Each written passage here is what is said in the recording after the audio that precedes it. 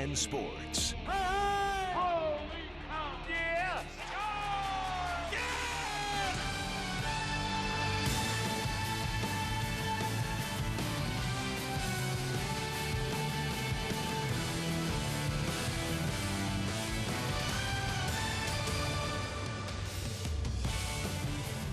It is a gorgeous autumn-like evening, and not all games are created equal. This is a big one tonight as the Brewers and the Cubs play Game 2 of a 3-game series here at Wrigley Field. And updating the National League Central standings, the Brewers with that win last night, now within one of the Cubs in the NL Central.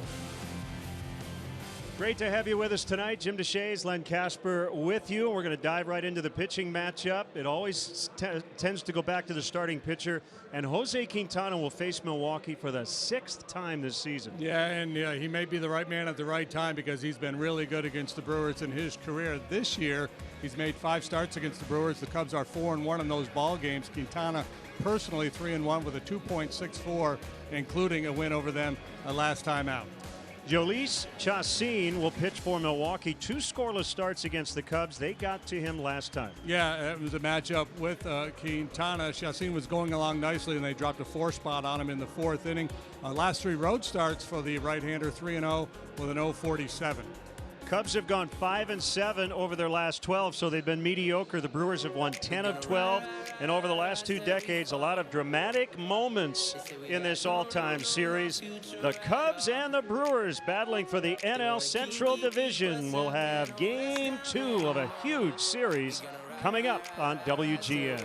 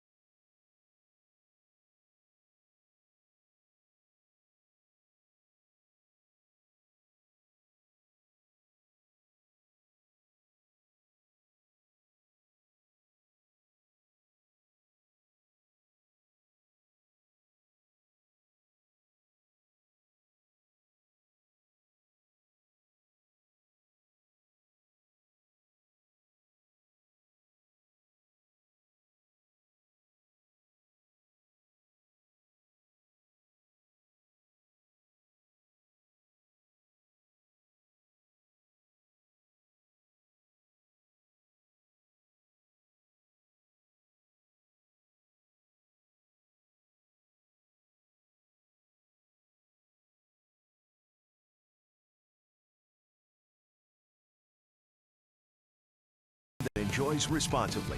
Budweiser reminds you to drink wiser. Ford, inviting you to visit your local Ford store or buyfordnow.com. Xfinity.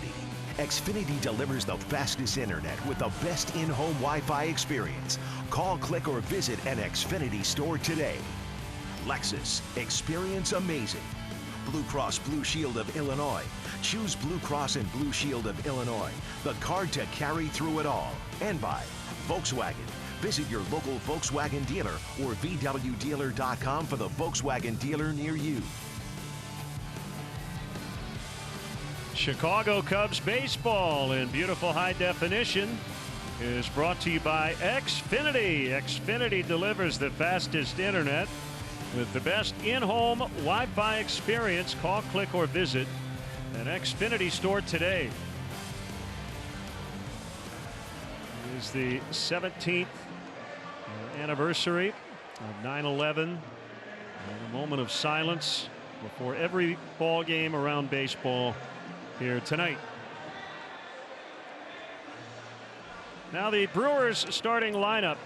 Milwaukee now with 83 wins to catch the Cubs. They do have 2 more losses. Cubs have 2 games in hand. Kane, Yelich, and Aguilar, an all-star top of the lineup.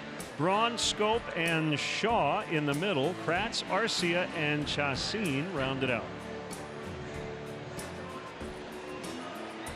Cubs defensively, Chris Bryant continues to see time in left field. Ian Happ plays center tonight. Ben Zobrist is out in right. Tommy La Stella gets a start. He's at third. Baez and Murphy up the middle. Big Riz at first. Victor Caratini behind the plate for our Blue Cross Blue Shield starting pitcher, and it's the left-hander Jose Quintana. Choose Blue Cross and Blue Shield of Illinois. The card to carry through it all. He is 12-9 with a 4.14 earned run average, making start number 28. Cubs are 16-11 in his 27 starts. And he's going to go fastball, curveball, occasional change. He was real heavy fastball, curveball last time out against Milwaukee. Tonight's umpiring crew, that's Eric Cooper behind the plate, Corey Blazer at first base, Stu Sherwater at second, and the crew chief is Gary Cederstrom. And he will work third base. Gorgeous night. Looks like a right to left wind. And clear skies above. Ballpark filling up. Well, one of the keys of beating this Brewers club is keep this guy off base. Easier said than done. He's having a big year, and he's done a lot of damage against the Cubs. Seems to be on base constantly. 4 hits for Kane last night. He takes a well-located fastball for a strike on the outside corner to get us started.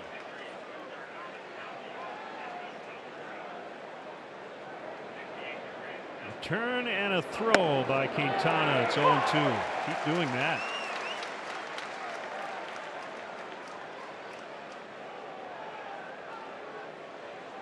.68 degrees.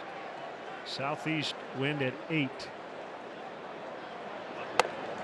Kane takes high. 1-2. Brewers got the go-ahead run on a wild pitch in the 6th inning last night, and that was the final run of the ball game. 3-2 Milwaukee.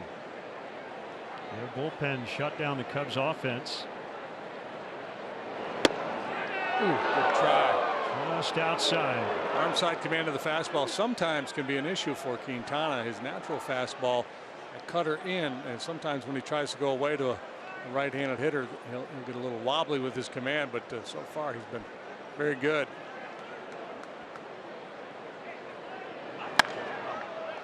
Popped him up into right. That is Ben Zobrist for the first out.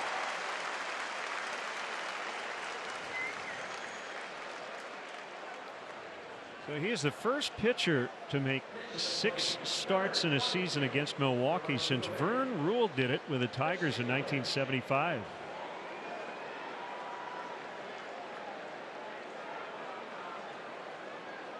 Yeah, the opportunities are there with the unbalanced schedule, but it's just really rare that it would happen. We see a lot of times where guys will make 4 or 5 starts against teams within the division, but almost never 6. He would not shy away from using Q against the Brewers, even with all the looks they've had against him, with the success he has had. A 178, a career ERA against them in 9 starts. Here's the 0-1 on Yelich. Strike. 0-2. By the way, Vern Rule, a wonderful guy. I know you knew Vern well. He's unfortunately passed away in 2007, but had a nice big league career and then a big league pitching coach. Yeah, Vern was he was a peach, man. He was a real good dude and had a nice career. He filled in when J.R. Richard suffered his stroke with the Astros.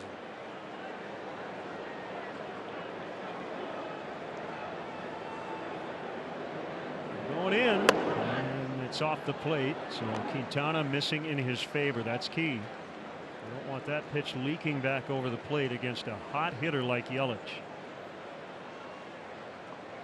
26 game on base streak, during which he's batted over 300 with 10 home runs. And chops one to first. Fair ball behind the bag. Rizzo collects and steps on the base.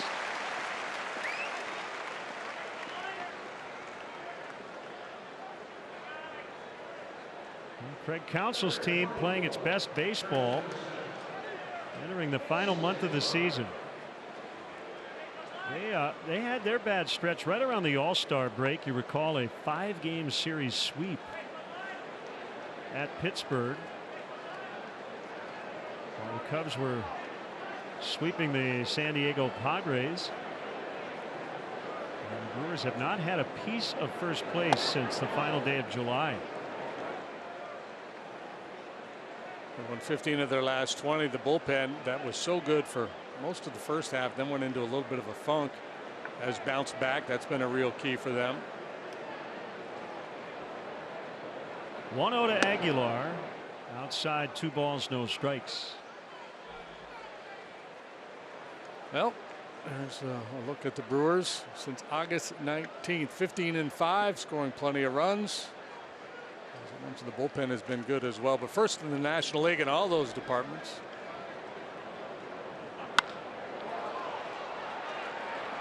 Easy play for Ian Happ. Nice 1-2-3 for Q.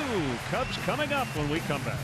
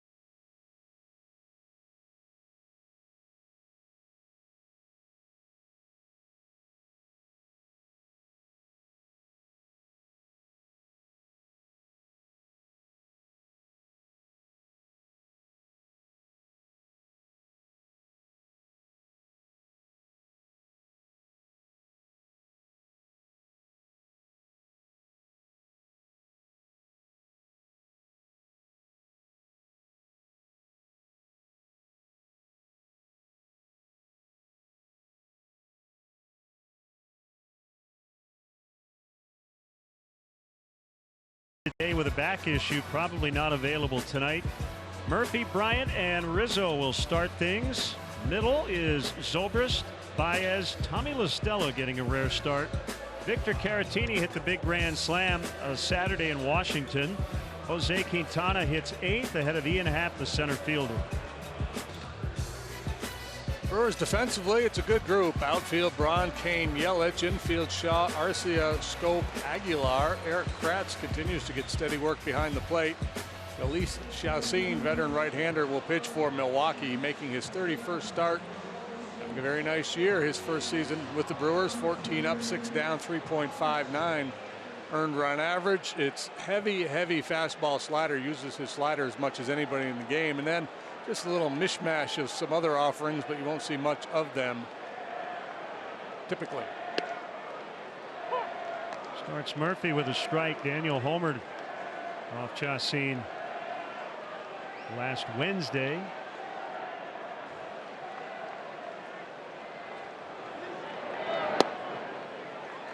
One ball, one strike. It would be good to get a little something going early, get the fans on board. As you see the defensive alignment, let's see on the grass. You see that very often. Not swung all the way over on the right side of the infield, but out in the shallow center. Shaw way off the line at third.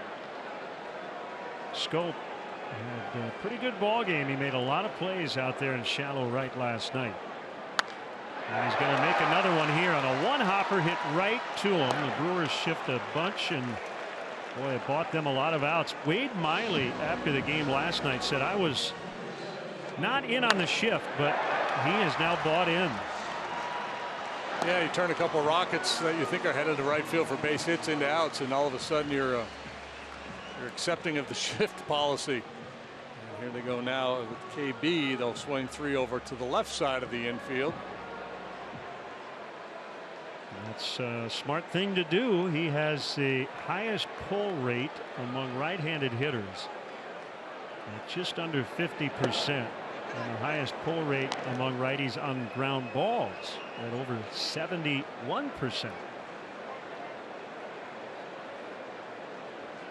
His whole MO is to try not to hit the ball on the ground. He's trying to hit it on the line or over the heads of the outfielders.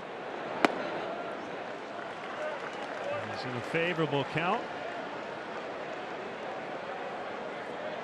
So Sheen's been a big leaguer since 2009 when he broke in with the Rockies. Been a handful of years there and been somewhat nomadic over the last 3 or 4 seasons. And we have used the adjective underrated.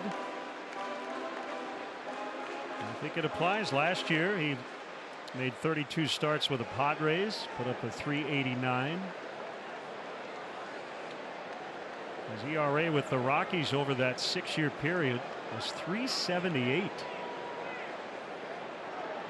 Yeah, if you're a Rocky and you're sub-4, you're good. His ERA plus was 120. That adjusts to ballpark environment, so he was 20% better than league average pitching for the Rockies.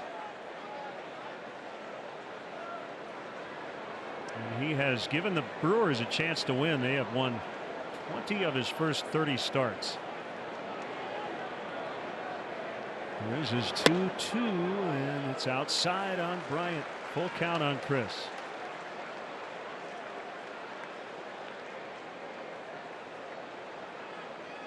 Trying to tie John Lester for the most road wins in the National League.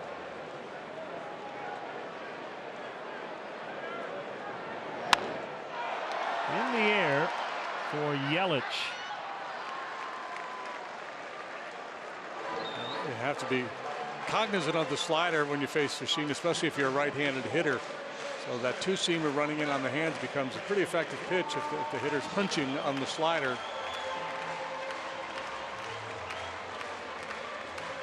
Talked to Anthony Rizzo today, and he said this one's different. These 2 games feel bigger than your typical 1 of 162. So it's a lot harder to be the team chasing. And they want to keep the Brewers as the chaser.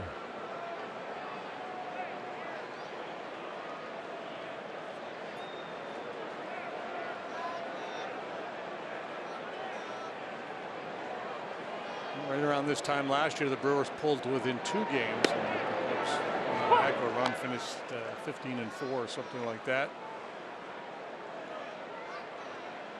But Well, yeah, you know, that doesn't mean anything like that's going to happen this year. Every season is different.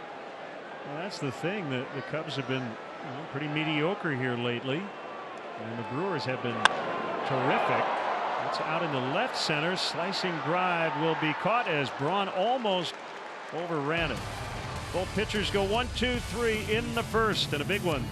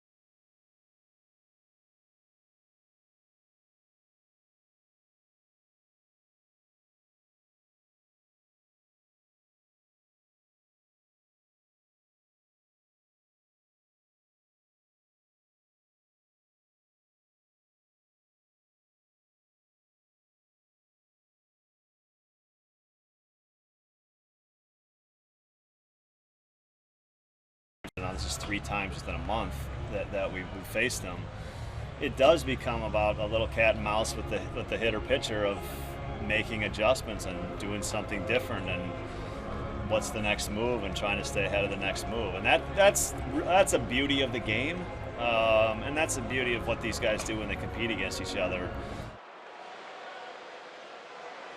Craig Counsell on the Brewers facing Jose 3 times here in a month.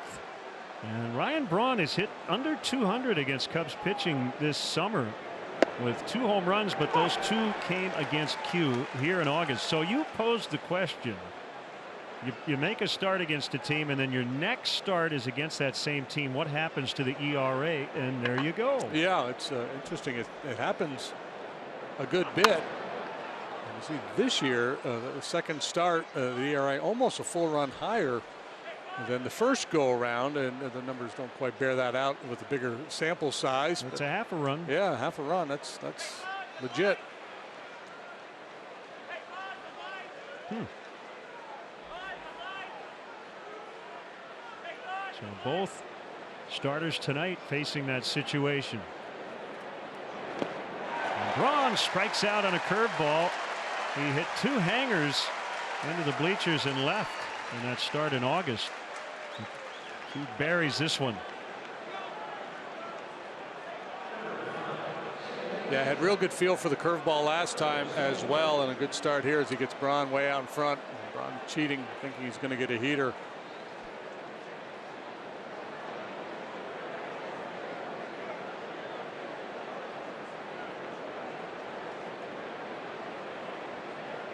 Jonathan Scope.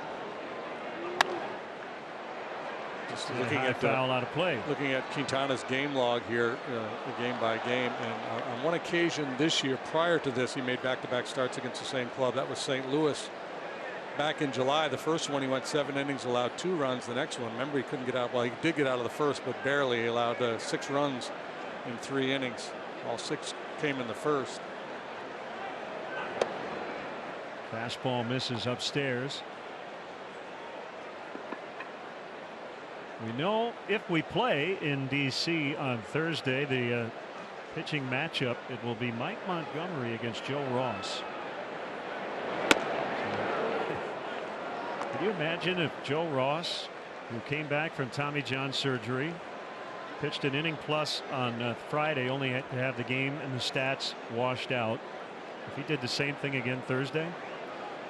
Well, that's probably why he's scheduled and not Scherzer, because there's a chance that it could be an interrupted ball game if it's played at all. Because Scherzer would be on his 5th day, but obviously they don't want to waste a Scherzer start. Nationals trying to sweep a doubleheader in Philadelphia. They took game 1 and they've got a lead in game 2, and that pitch is popped up on the infield. Rizzo makes the catch. Cub fans, check out the WGN Sports Game Zone to connect to all the up-to-the-minute stats and info while watching at home. Game Zone is sponsored by The Great Escape. Pools, patio furniture, hot tubs, and more. Escape your everyday. Shop The Great Escape. We saw Mike Moustakas get the start at third last night. It's Travis Shaw tonight.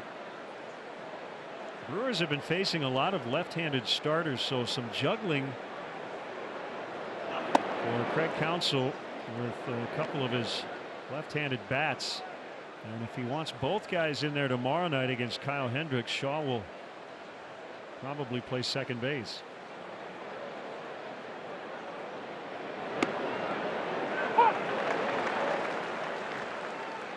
Ball, 1 strike.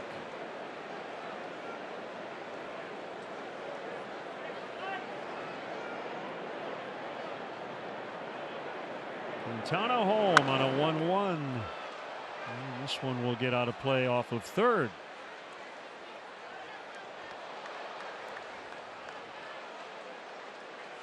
Shaw hitting just .215 against left-handed pitching this year. He's hit 1 home run of his 28 against southpaws. But yeah, when you face a string of left-handed pitchers, you can't just bury your everyday guys. You got to keep them involved, keep them fresh. Swing and a miss on a curveball for strike 3. Quintana looks very sharp here early on.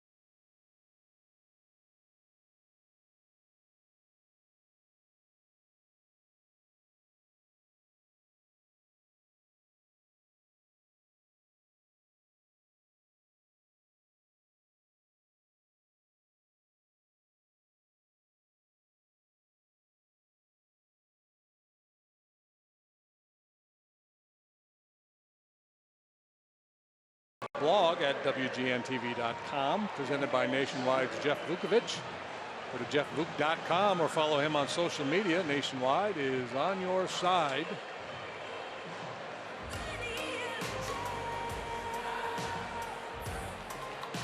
Ben Zobrist will start it for the Cubs here in the second inning.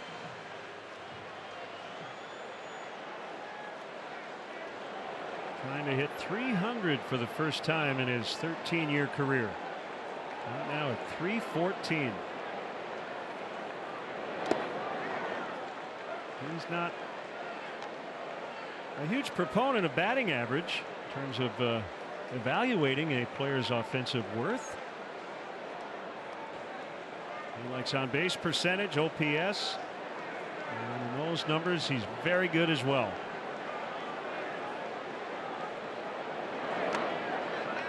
Two balls, no strikes. StatCast AI is powered by AWS.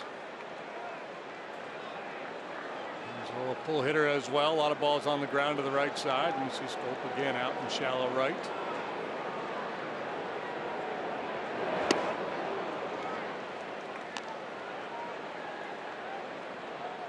Two and one on Ben. Scooter Gennett had a big night last night, and he's 1 for 2 tonight. And the Reds have another lead over the Dodgers, 3-1 in the 7th. Reds are 5-0 versus LA this season. As long as we continue to crown a batting champion, batting average will matter. People will pay attention to it. But you're right, in terms of evaluating a player, that's nowhere close to the best way. Well, you know, I've posed this question kind of hypothetically before. Would you rather hit 290 with an on base of 420 or hit 310 with an on base of 370?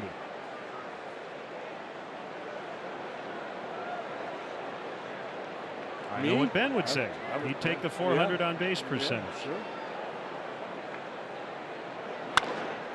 On the ground and through or under the glove of Scope. They might give Zobrist a hit. Nope, he'll get an error.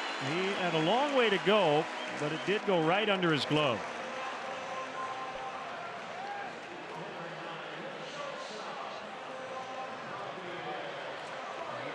coming in hot pursuit, just didn't stay down. A big-bodied middle infielder.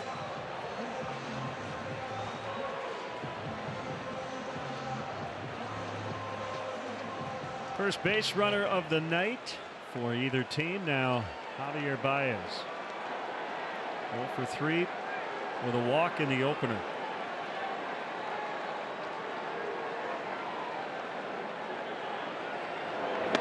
Swing and a miss. After the slider.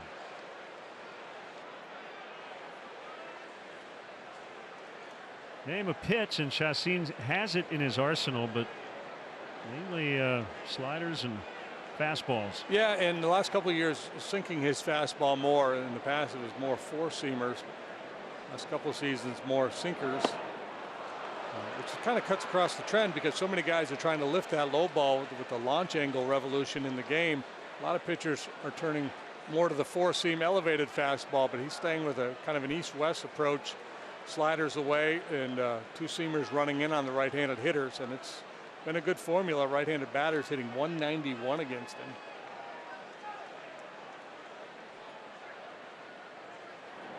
Zobrist runs. The pitch is low and away, and Kratz had a little bobble. And Zobrist notches his 3rd steal of the year.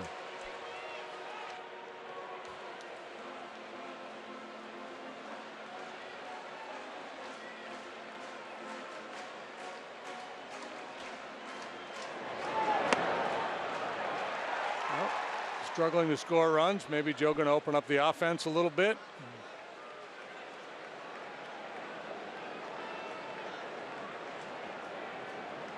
I think that's exactly what he's doing.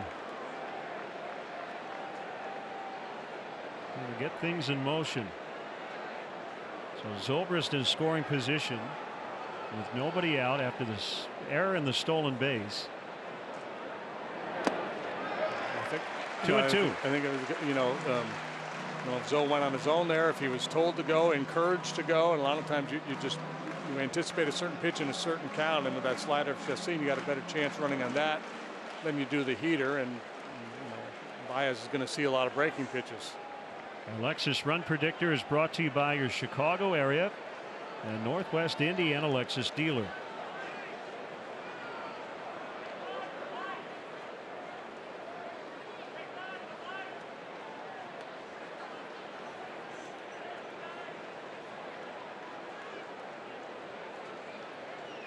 Bottom 2, 0-0.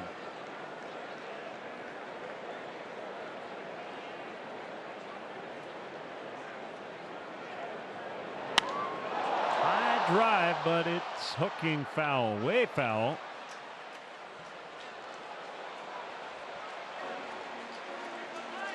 I don't think that's where Chacin wanted to throw that 2-2 slider.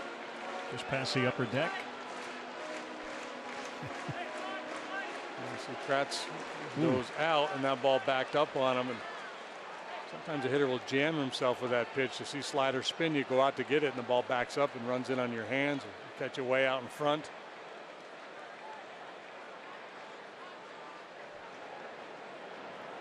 Another 2-2 try, and the slider is low.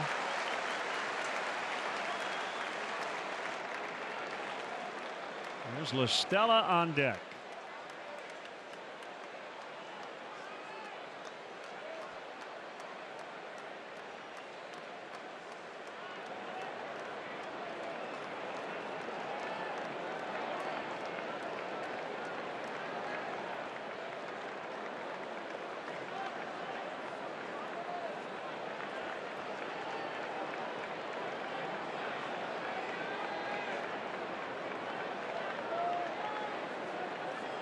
Both guys in this matchup taking their time. Baez has asked for time twice. 3-2. He walked it.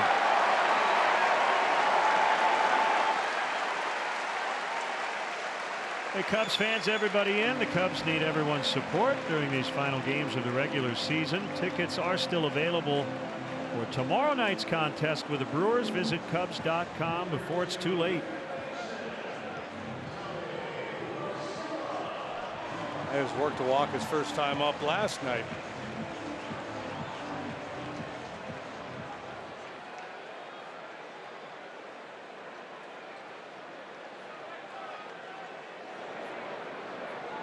And that is notable since Javi doesn't walk very often. That's his 23rd of the season. Again, Joe trying to mix things up a little bit, trying to find a spark. Gives Tommy La Stella a start here.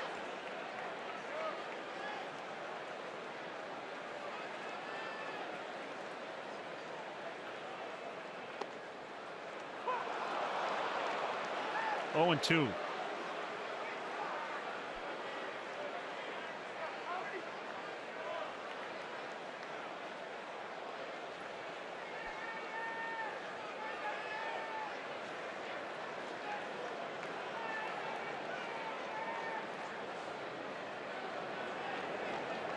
Chauncey really slowing it down with runners on base. Off the inside corner. Baez taking more walks here lately. I'll go back to that stretch he had in the first half. He went at one point 42 games without an unintentional walk. From April 8th to May 30th. 176 plate appearances. I think we have seen some more patience as the season has moved along. I've been on the occasional walk streak. Yeah, I mean, as in a couple, you know. Kassim can't get it. Tough play. They'll get the out at first. Second and third with one out, with Caratini coming up. I don't know what happened there at home plate, but La Stella didn't run. Well, part of me wondered if he was trying to buy a catcher's interference, since he's done that a few times. Yeah, he's begging for it. Nope. Didn't get the call. Craig Counsell was good at that.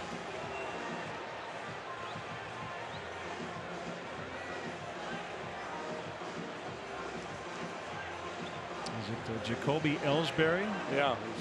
I think has the all-time lead.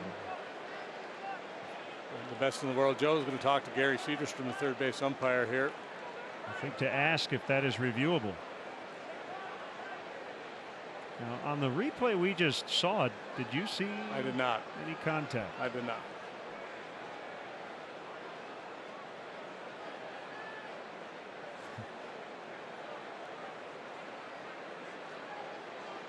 He was pretty adamant.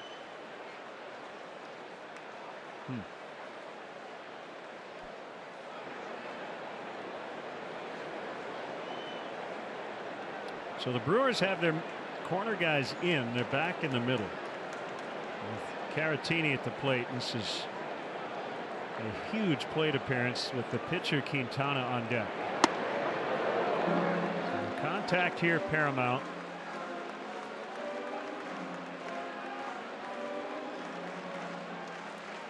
You don't want to get crazy aggressive here, though, with one out.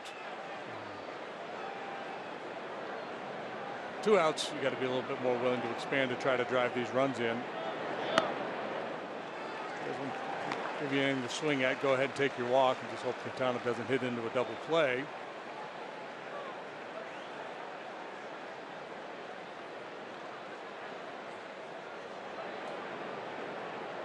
Now these RBI spots, runners in scoring position, it's been a struggle for the Cubs. And in terms of the league, they are the worst at it relative to what they typically do in general. Joe Sheehan wrote about that in his newsletter today. Hard to explain, but it's been that way now for a couple of years. Caratini broke his bat on that foul liner, 2-1.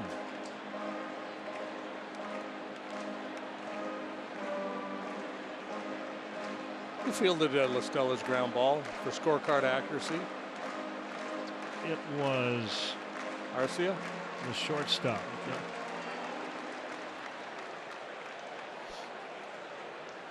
Like, would you lose sleep tonight If all of a sudden you had remembered that I didn't mark down who made the play?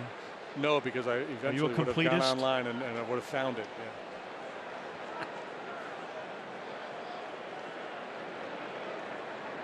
You are a stickler for accuracy, except when telling a story that you really like. Well, for about 6 innings. You know, you get in some of these September games with all the changes, the scorecard gets a little messy and you go into spring training mode where you're not as quite as locked in on your details with your score sheet.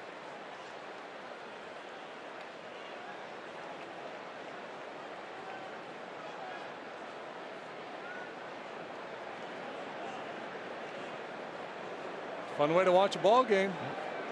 Keeps you engaged.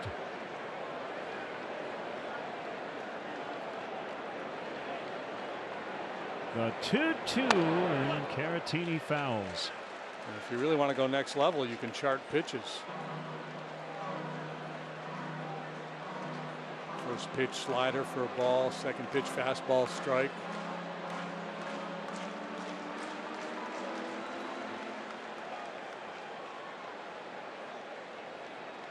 Impress all the people sitting around you in the stands. What are you doing? I'm charting pitches.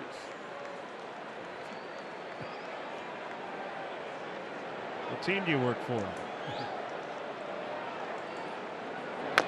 You Rubes Screaming Yellow Parakeets. You Rubes an expansion team. Merely keeping score.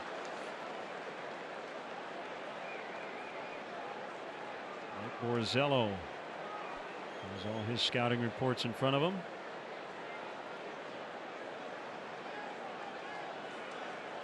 Well, you got to control the moment, right? That's the key here in this situation. A couple guys on base. You don't want to get too big with the swing.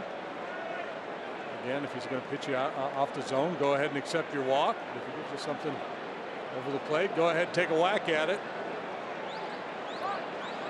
Feed him a little bit the other way in the outfield. They'll play the pitch and the count. Hitters count, maybe a step to pull or straight up once you get to 2 strikes. And most guys are going to shift the other way just a little bit. Zobrist at third, Baez at second. Here's a 2-2 to Caratini, and it's hit deep and foul to right.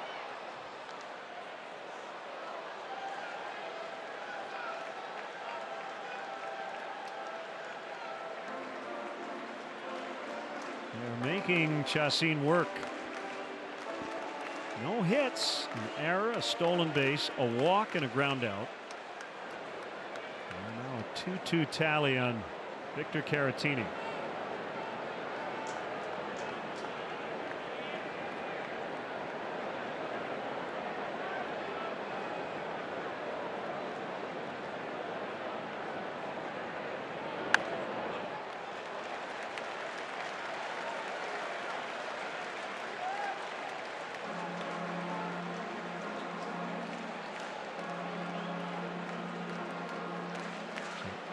Pitches and counting to Caratini. Basically all fastballs and sliders.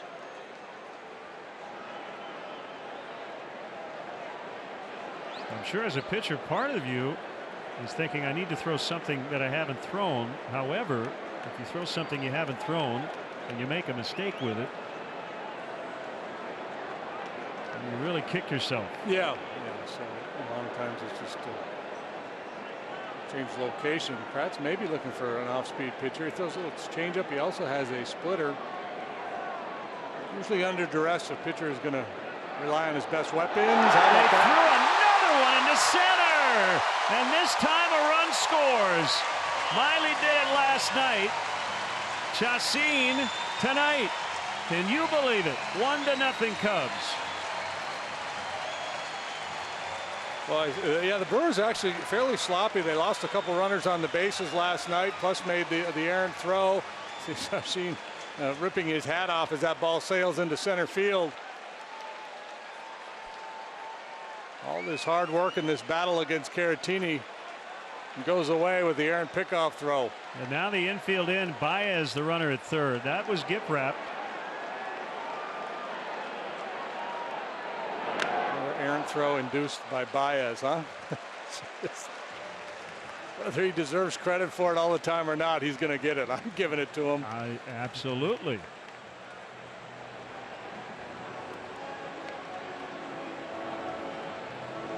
You're not going to outsmart them, guys.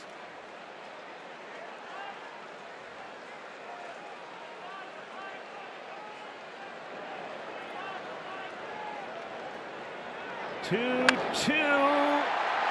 the glove of Scope, 2-0.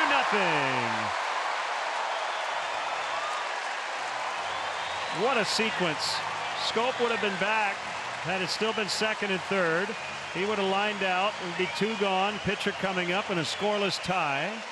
But instead, that's a single, and the Cubs lead by a pair. Yeah, making something out of a whole lot of nothing. The 2 runs on an error, a walk, a ground out, and a little soft little flare. That would have been a can of corn had they not had the infield pulled in.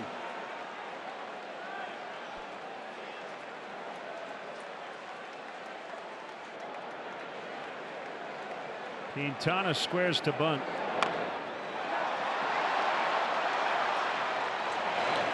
Like Shaw was trying to set a pick. We had a bunch of Brewers there in the area as Quintana lays down this successful sacrifice. Key there, don't wait. Get a pitch you can bunt it. Yeah, they were flooding the zone there.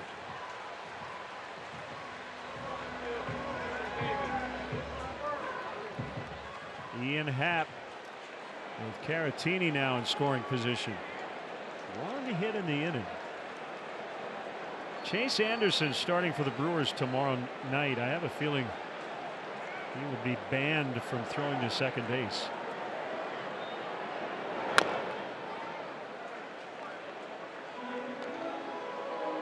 Either that or the Brewers pitchers will be out for early work tomorrow working on their pickoff throws.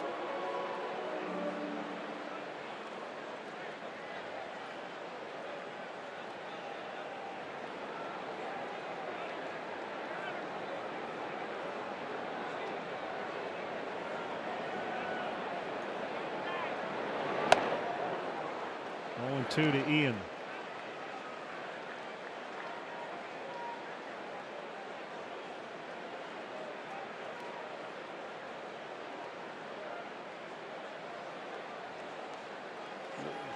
Pickoff throw to second base with runners on second and third. We would reserve that for the rarest of occasions. Only for a guy who has bad instincts, and that's not Baez. That's his first strikeout. Cubs strike first, 2-0.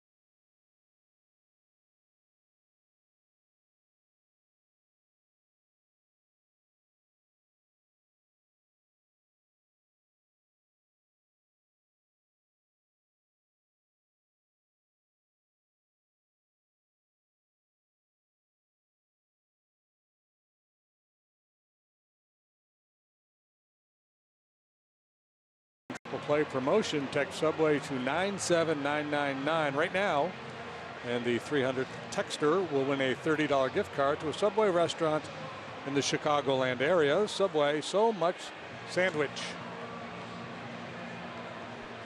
Before the game tonight, John Lester receiving the Cubs Roberto Clemente Award.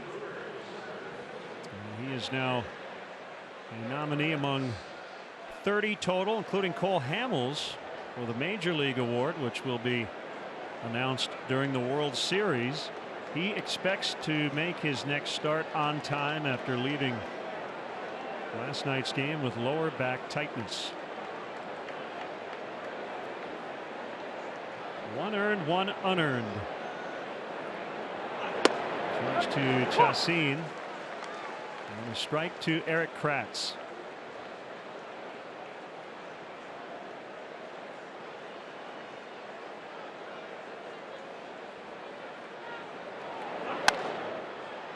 Pop down the right field line. Here comes Zobrist.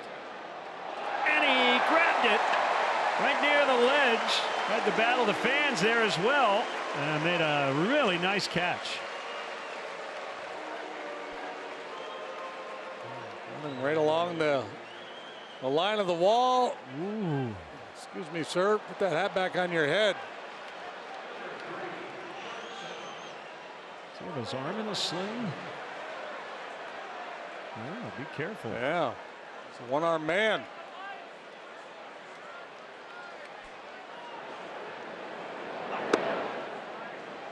Strike to Arcia.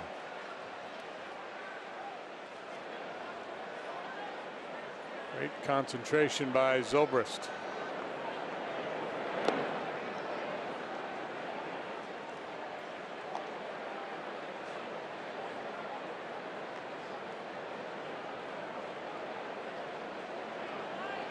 One and one on the Brewers shortstop.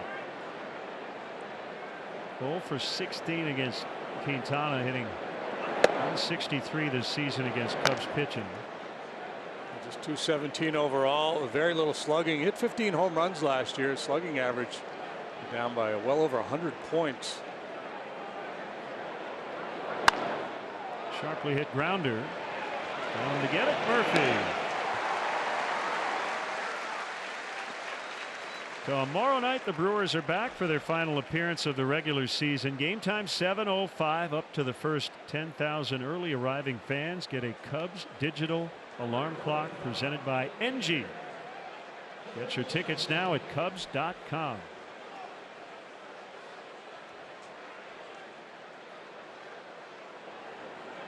The pitcher Chacin takes a strike. Not only have a good command tonight, but a little extra zip on that heater. Seen a couple 94s already.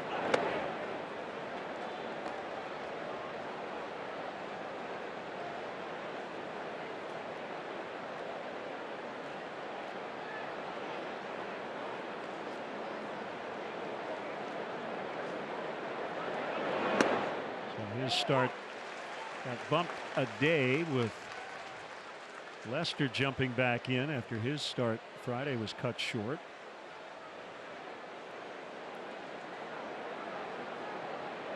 That was 1-2 is fouled back our way.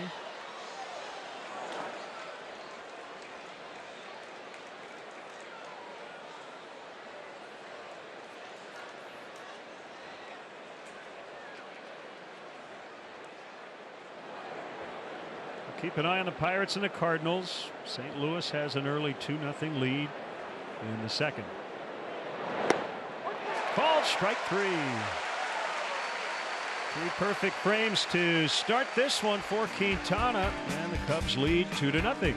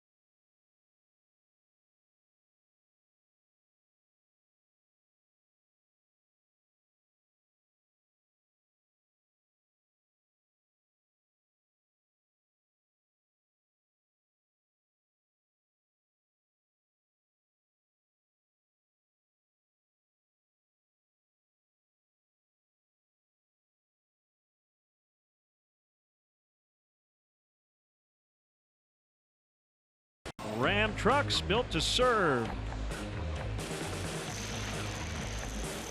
Back here tomorrow night. Makeup game late in the afternoon from DC. And then Friday's game right here on WGN starting at 1 o'clock with the leadoff man.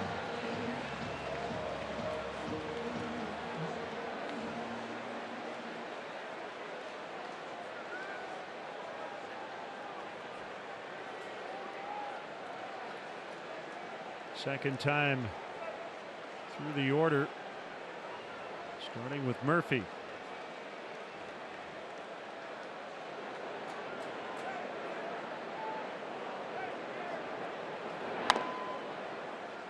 Including this season, can you name the one player who's hit 30 home runs in each of the last 7? Including this season? Yes, and he, I think, hit one tonight for his 30th. Nelson Cruz. Nope.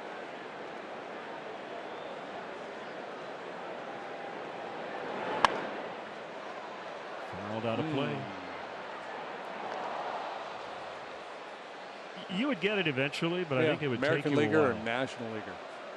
American League. American League. Yep. Yeah, not much attention to that junior circuit.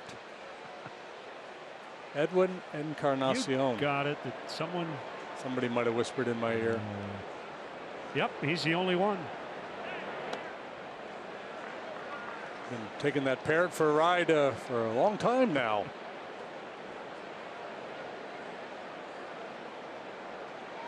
Ball and 2 strikes on Murphy. Indians lost in walk-off fashion at Tampa Bay last night, but lead 2-0 tonight in the 7th.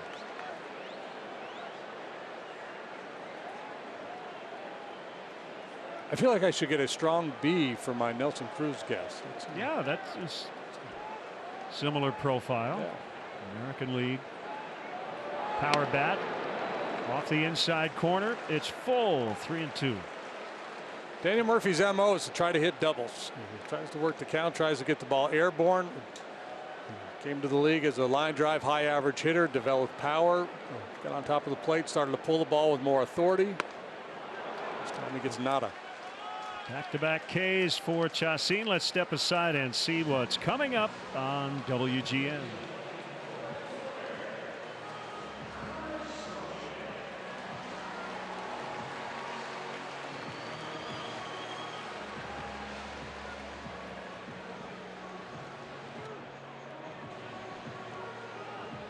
Stick with us. After the game, we'll have the WGN News. Bryant out into deep left center. And it will be snagged. What a catch. He didn't. On the run by Lorenzo Cain. He has made 2 Gold Glove catches in this series. A couple of throwing errors in the series in Milwaukee, but this guy can flat out play the position. I'm not sure I've seen a catch made quite like this. Running into the alley in left center. Just a step or 2 in front of the brick wall. And to not leave his feet and to go down and get it. Yeah, that's a pretty remarkable play, right? When's the last time you saw a center fielder catch a ball that low to the ground, still being upright? I mean, he doesn't get extra points for not leaving his feet, but it just don't ever see that. So Bryant thought he had at least a double. Cain stole away extra bases from John Lester last night on a bullet to right center.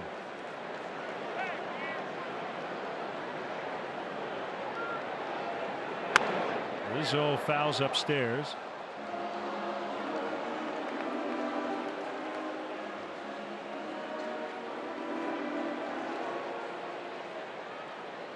Stay right there, though, KB. Hitting the ball that hard in that direction, good things will come his way. Rizzo tried to bunt with a wide open space on that third base line. Let's see what StatCast had to say about it. 50% catch probability. I don't know.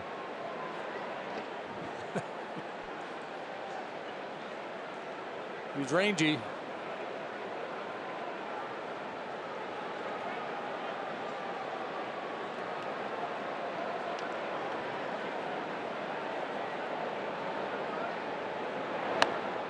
2-2.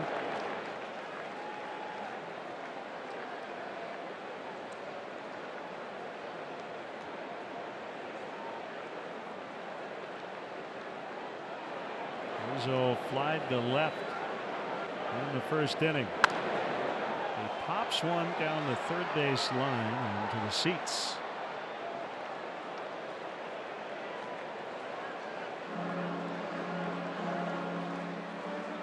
Team photo day for the Cubs. Everybody got here early in a full uniform about 3.5 hours before the game.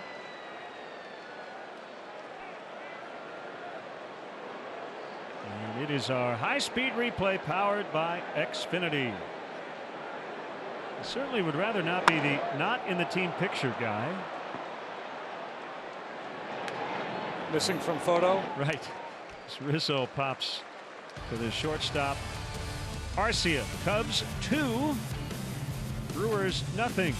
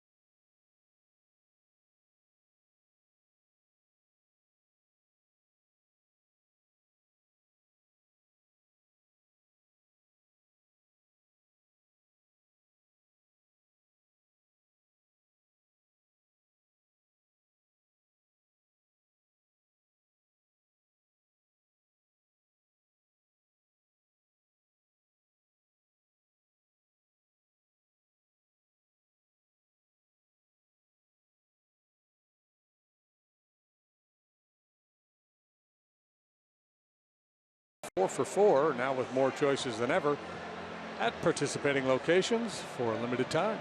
That ball hit by Bryant had a 92% hit probability. So doing the math, the catch probability would be 8%. I think, right? I think there might be two different formulas that work there. It should have been a hit. That's the bottom line. I think when they do the hit probability, they talk about launch angle and exit velocity. So a ball that's hit that hard on that angle, 92% of the time is a hit. Catch probability, I think, is a metric that's defined by the outfielder's positioning. Yeah, I think you're right. So and then you figure in the other math. And so when you see that 50%, it doesn't really wow you. But I think StatCast, it makes it look like a 3-star catch or whatever. They have a star system 1 through 5. That's fair. Yep. I just knew there had to be a stat in there that would wow you, and I think 92% hit probability is that wow you hit the number. ball on a line like that far, it's going to turn into a hit a high percentage of the time.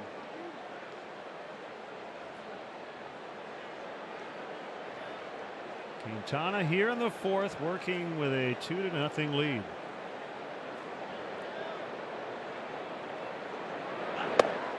I think the other thing about that catch probability statistic,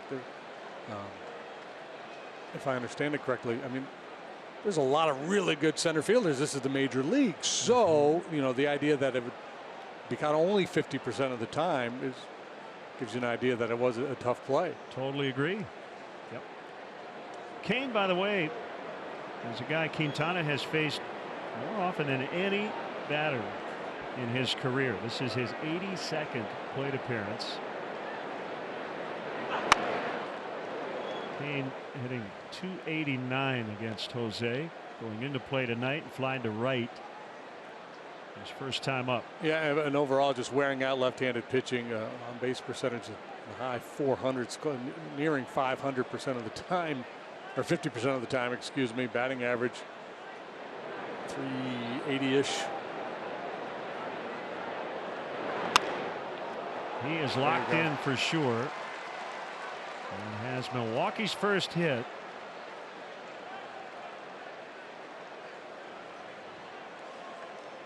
On Tuesday, September 25th, Cubs Pirates, first pitch 7:05, and up to the first 10,000 early arriving adults 21 and over receive a Cubs drawstring hat presented by Rum Chata. Tickets available at Cubs.com. Pretty formidable here at the top. Now Kane has been really good against the Cubs this season. Yelich came in hitting .176. Aguilar .231 without a home run. I mentioned Braun's numbers, .196 versus Cubs pitching. Yeah, the tone was set early in the year. Very cold weather games, and the pitching really shut down some of his frontline hitters. 8 of the 17 games between these teams have been shutouts. Not a lot of big run scoring affairs. Cubs still lead the season series 10-7, but the Brewers have won 6 of the last 8. They've played 6 one-run games already this year.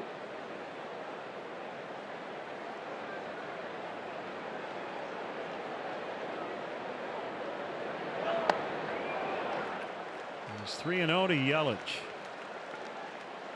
First time in the stretch tonight. A little bit out of sync. Yesterday, Yelich was named to MLB's All-Star Touring squad that will play in Japan in November. They named 8 guys. They will continue to add names to that list. He framed it as a good life and career experience. And under the guise of life is short, and he also mentioned his former teammate Jose Fernandez, who was killed in that boating accident a couple years ago, and I think has had a big effect on Yelich.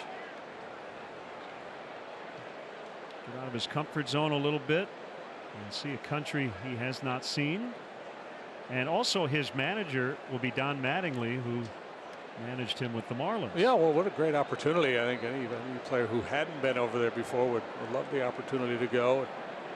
As long as your body's okay, beat up at the end of a long season. And he draws the walk, so Brewers mounting a threat here, 2 on with no outs, and that'll bring Jim Hickey to the mound.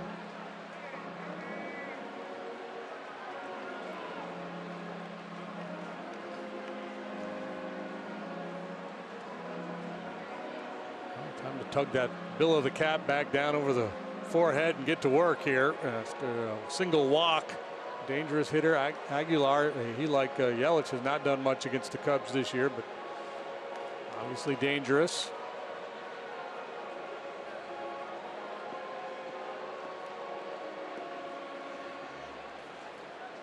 Time now to see who's got momentum. Brought to you by First Midwest Bank. This is the home season for Quintana. Really struggled here early. Devilish, that ERA early. Way better since the start of June. First Midwest Bank. Connect with a momentum maker today. And typically when we show you a graphic that has 2 columns like that, early and late, generally it's different. If his ERA was 4 and then it was 3.96, it wouldn't be a graphic. You say this guy has been remarkably consistent.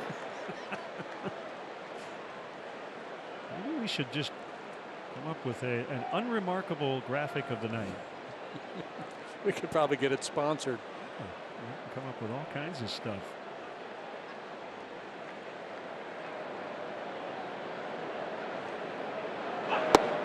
The information you didn't think you wanted to know. 2-0 on Aguilar. Well, there you go. He's been consistent. Now, I find that interesting. Yeah, because some guys do. It's good everywhere. Tilt heavily towards their home ballpark. Quintana needs to make a pitch here.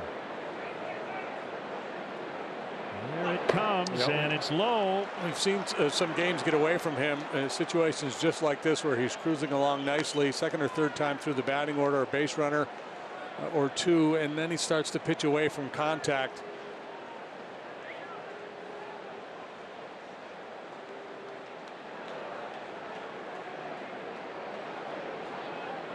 Jim Hickey all year has really pounded home the idea of Jose being aggressive and not trying to pick at corners. 3-1. Sometimes you're not trying to pick, right? Yeah, and sometimes you kind of fall victim to your own success. It sounds kind of lame, but you go through the lineup quickly the first time. You're fastball heavy, and now you run into a little bit of a predicament. You haven't thrown that many changeups or curveballs, and you feel just a little bit squeamish about pulling those out of the back pocket because you don't trust your ability to execute it. So you start pitching off the plate with fastballs, hoping that the hitters will get themselves out. Let's see if Caratini has a play. Nope. It's about 2 rows back. So here's a good news, bad news statistically. If we're thinking about a double play ball, Aguilar hit into 2 last night. He grounded out twice as well. However, he has the 7th highest line drive plus fly ball rate.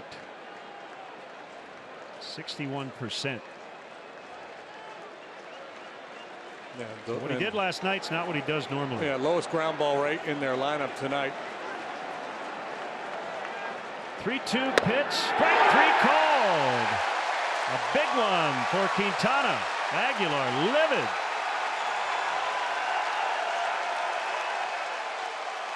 Good pitch. Caught the inside corner. I love the passion. But you're out, big fella.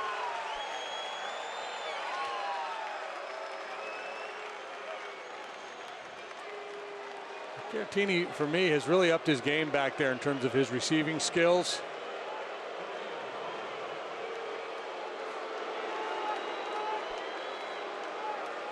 Boo Bird's out as Ryan Braun steps in. He struck out on a curveball in the dirt in the second. Side step in the pitch. Drilled to right.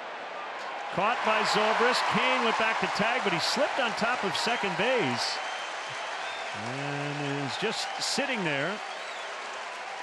It's not the end of the world for Milwaukee. He was already in scoring position, but he's fortunate he didn't get hurt. Back tries to plant. We got a little mud clogging up the spikes.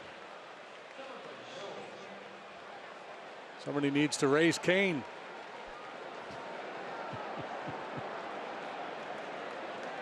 Well played. Ooh. He wasn't able to advance. Ooh.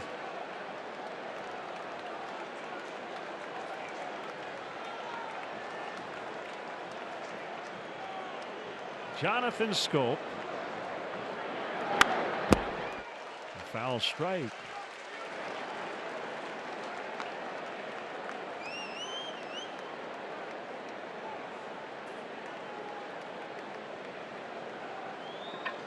Scope profile. Doesn't walk much, not high average, but dangerous.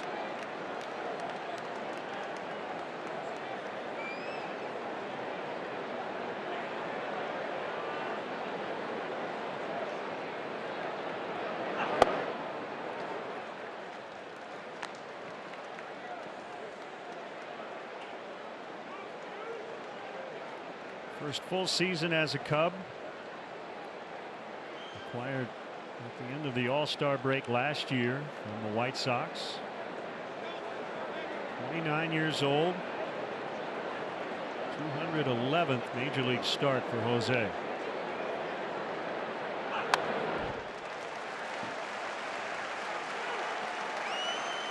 Guys must have a little bit of history, right, from their time in the American League. Sure. Not too much. 1 out of 9 against Quintana coming into this ball game.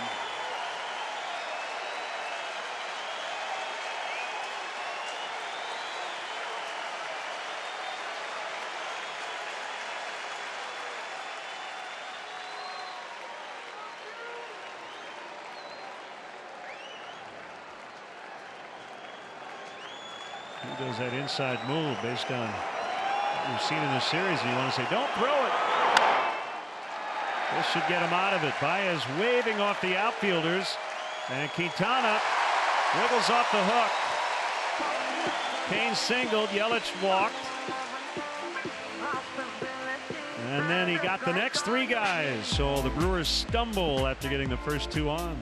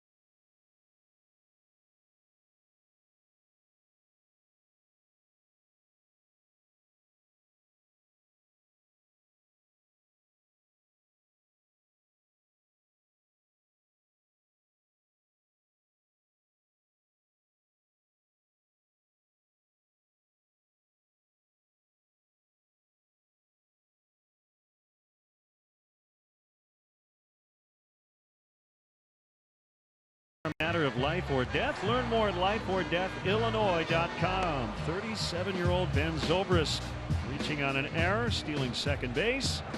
And the pick toss trying to get Baez. Ball goes into center. Zobrist scores. Ben hits a ground ball to Scope again, and this time he's out as Aguilar kept his foot on the bag.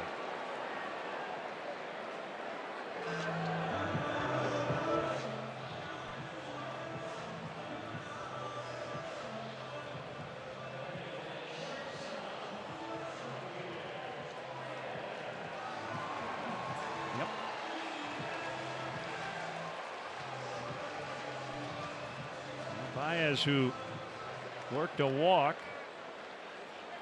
in the second, eventually scored on a Caratini base hit. The range is always important for an infielder, but with all the shifting now, range maybe not quite as important, and arm strength perhaps a little bit more important than in the past. Play out in shallow right field, you've got more time to make a play if you have enough arm.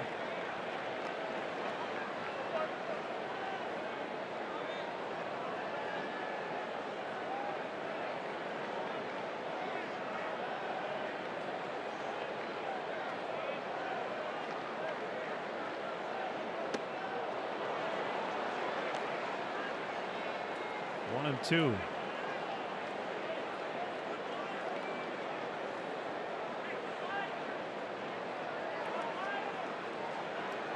We've been sitting on 100 RBIs for a few days now. Look out. Chacin with a nice job to jump over the bat. As Baez fouled the ball. think in some cultures he just got married.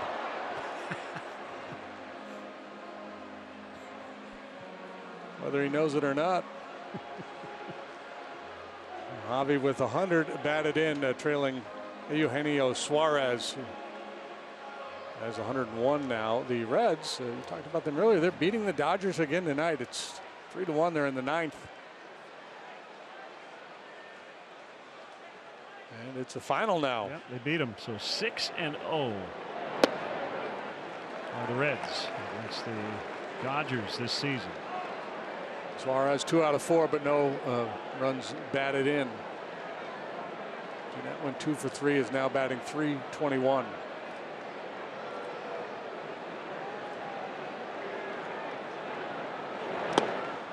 He got him. Nope, got a piece. Or did? No, he missed it. So he is out.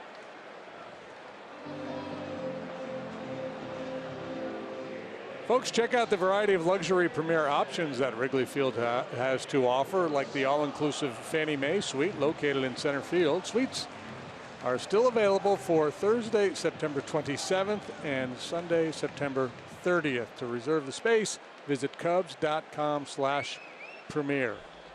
Opportunities dwindling.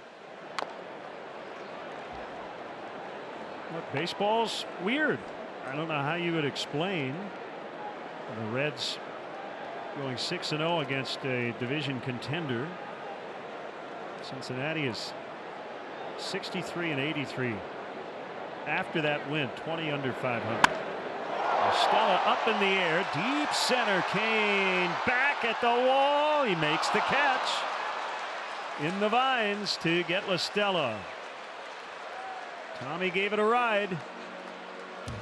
And we go to the 5th. Cubs 2, Brewers nothing.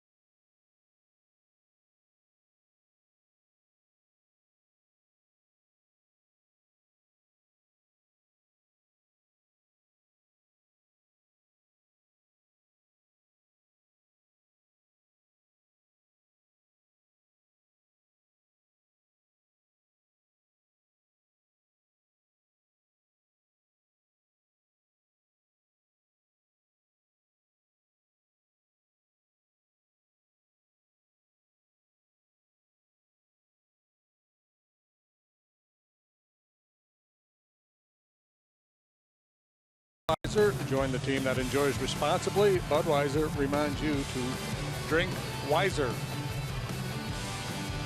Big game, great night, huge crowd.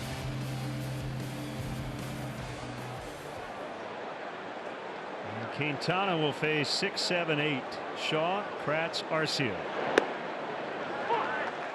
Curve in there for a strike. Out of that jam last inning. Expect to see a few more breaking balls, perhaps some changeups as we move forward.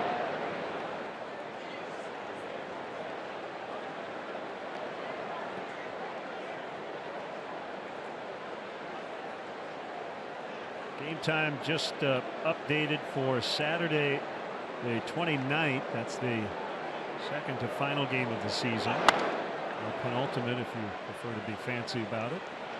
It'll be a 12:05 first pitch. Cubs hosting the Cardinals. Cub fans, show your team pride with Cubs checking and an official Cubs MasterCard debit card only available at your local Wintrust Community Bank. Go to wintrust.com/Cubs to learn more. Member FDIC. So Shaw grounds out, and here's Kratz. He fouled out to Zobrist in the third.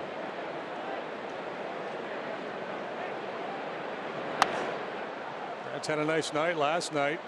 Double single, both of those going to right field. Hit a deep drive earlier in the ball game that on many days would have flown out of here.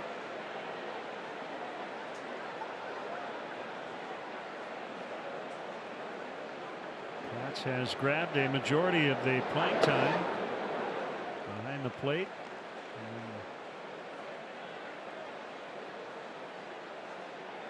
Brandon Woodruff is up.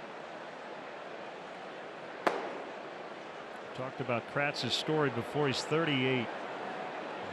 Really has logged a lot of time in the minor leagues, more minor league time than big league time by a wide margin.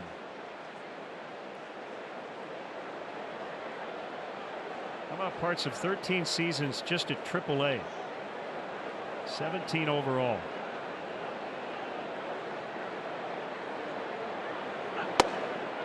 Almost a cliche, isn't it? The veteran, longtime catcher, the Crash Davis type. Dispense all that wisdom to the young pitchers down in the minor leagues. And that's all well and good, but if you're Kratz, you want to be up here in the big leagues.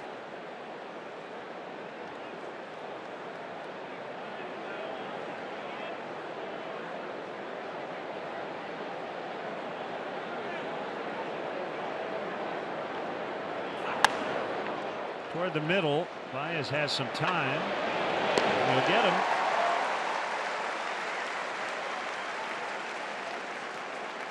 Yeah, one column they have on Baseball Reference in the minor leagues. If you look at a player's profile page, it has age difference. It basically says how old the player was relative to the league average. So typically when a young player starts his minor league career, it'll say minus 2.3, 2 years younger than the average age. So Kratz, when he started, he's minus 1.5, minus 0.5, 1.2, 2.6, and then it starts moving up. This year at AAA, plus 11.5. That might be a record. Well, and you know, in triple, I would venture, and I could be dead wrong here, but my guess is there's probably some AAA rosters where the average age is older than some major league rosters. Yes, because he's 38 and he's plus 11 and a half. That means it's about 26 and a half.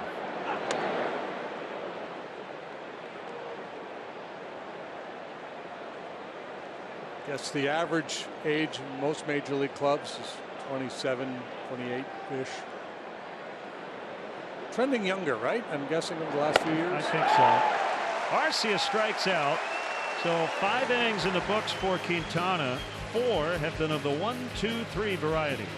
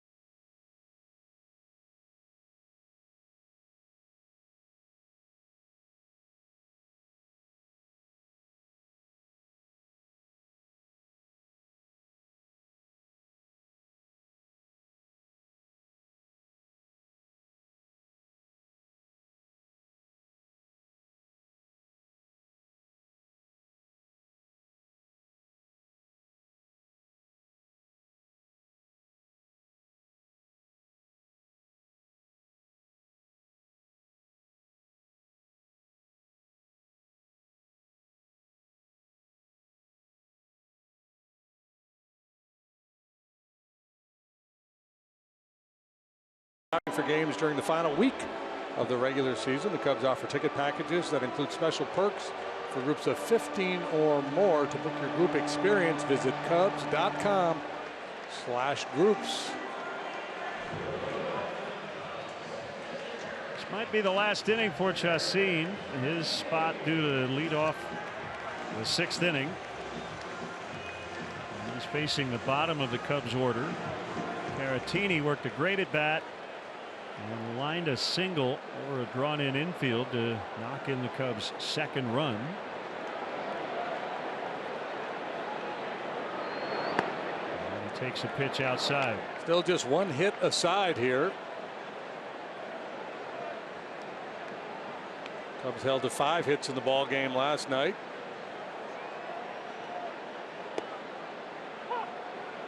Slider strike, 1-1.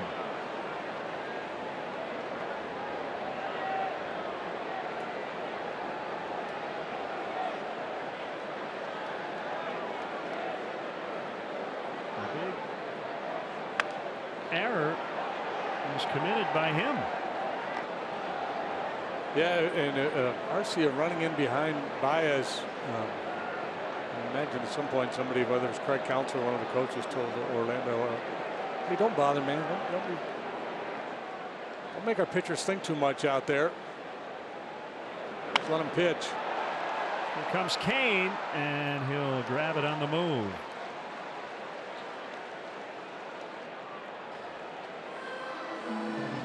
Brings up the pitcher, Quintana.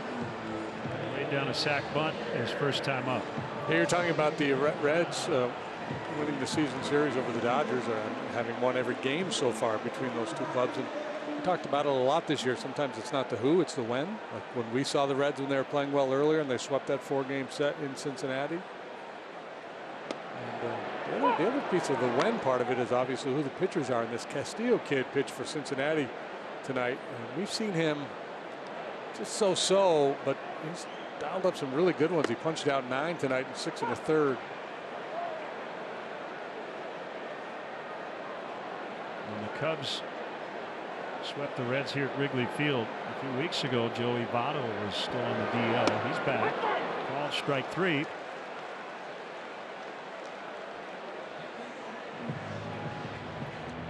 And it'll be up to Ian Happ to continue this inning. Yeah, I think the Reds have a chance to get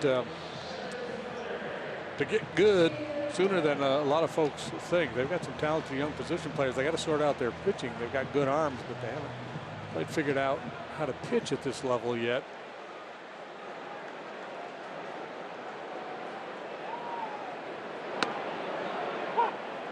Strike called on Ian Happ.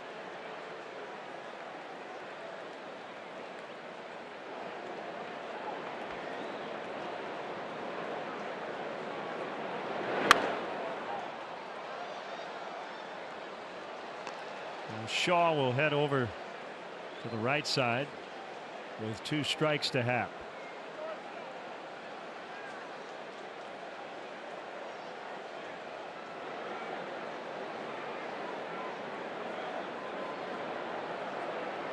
Wind up and the 0-2, strike 3 called. He has now set down 10-11 in a row.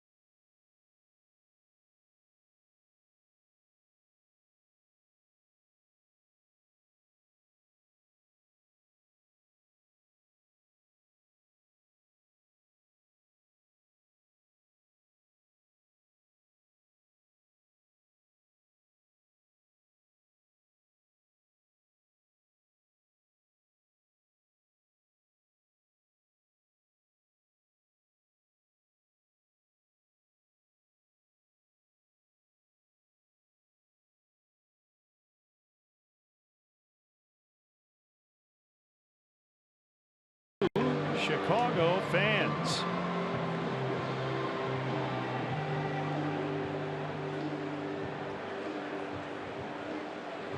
Beautiful look. The friendly confines of Wrigley Field.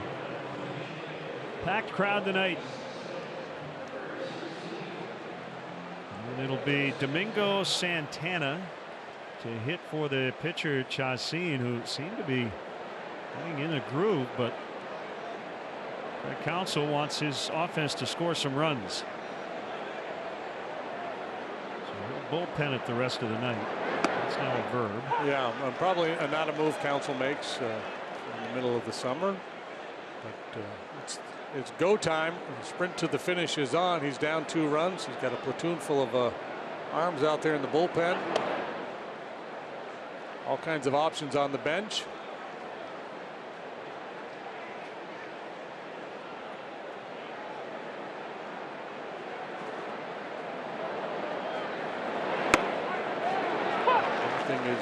Is micro now, not big picture. You're not worried about the starting pitcher's ego. You're not worried about trying to get him to start.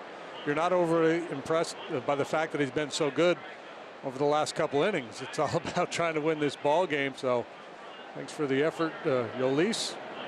Put some ice on your shoulder and root for us from the clubhouse. Santana held up 2-2. He came off the bench and singled in the 9th last night, but he was picked off second base. He tried to slide feet first back to the bag, right into Daniel Murphy's foot.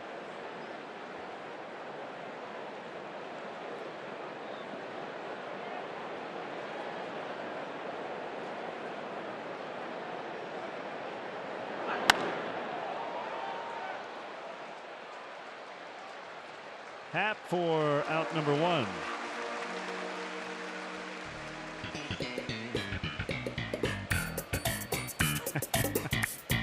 Yeah, Kevin and Kevin on the Seinfeld infield. Should we call it the Seinfeld? Seinfeld, Kramer and Newman. Recently called up by the Buccos. You could bring Kevin Newman, Kevin Kramer. You bring Andy Bettis out of retirement to make a start. That would be good. Strike on Kane. He's got 5 hits so far in the series.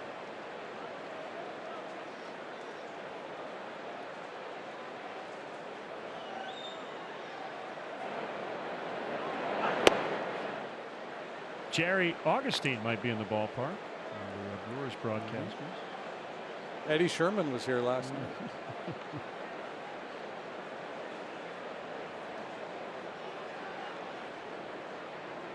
1-1 to Kane. He was fouled out of play. Xavier Cedeno getting loose. Top of the order for the Cubs in the bottom of this inning. Good news is Josh Hader is probably down tonight after 2 sparkling innings last night. Jeremy Jeffress, their closer, perhaps down as well.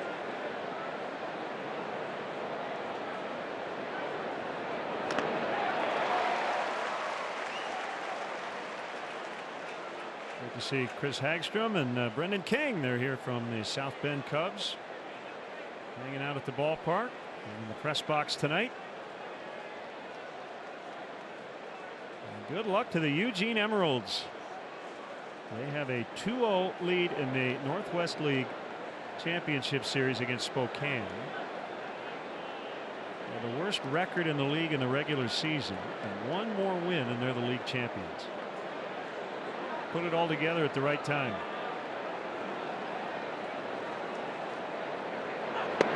Strike 3 call. Kane knew it.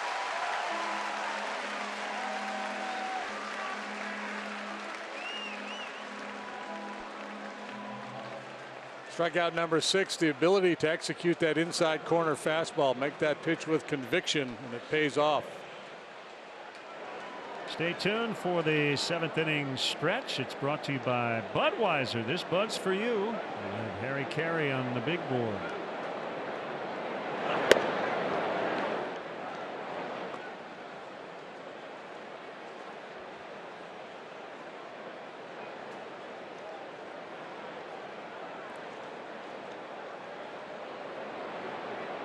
Yelich extended his on-base streak to 27 with the fourth inning walk.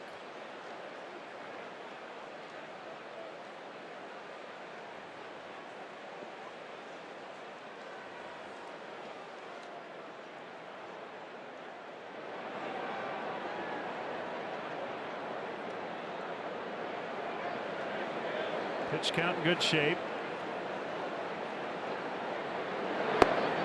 2-1. Yeah, just the little hiccup there in the fourth.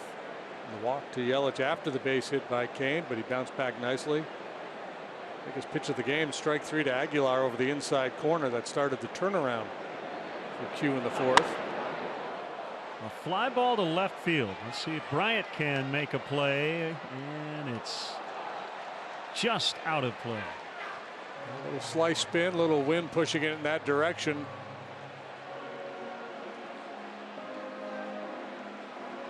And Quintana's last start Wednesday in Milwaukee, he was able to limit the damage. He gave up runs in 2 different innings, but the Brewers probably should have gotten more both times. So it was that inning management that served him well as he went into the 7th.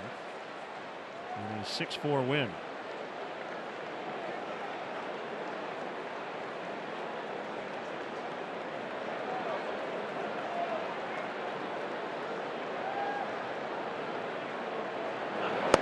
Yelich strikes out.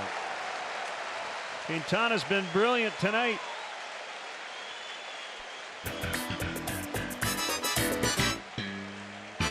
Giddy up.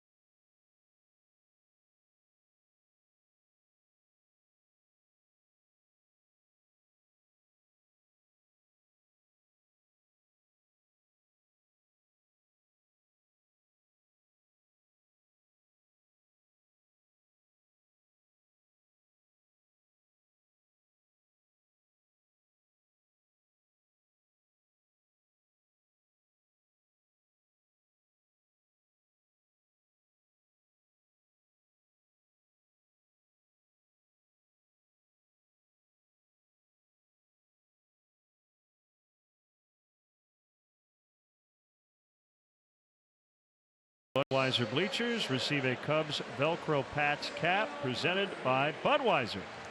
Bleacher tickets are still available. For details, visit Cubs.com/Fridays. This is Xavier Cedeno pitching now for the Brewers. Just a handful of appearances with Milwaukee. He had been with the White Sox, acquired on August 31st, so he is playoff eligible should the Brewers make the postseason. Murphy takes strike 1.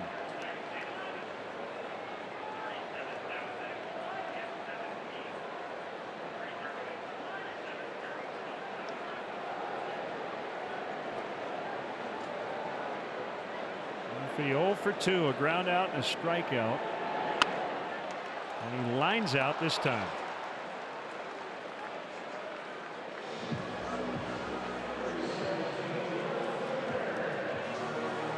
Ball well his first time up, but it was into the shift. Scope was out in short right field and made the play on. This time hits it squarely, but right at the shortstop Arcia.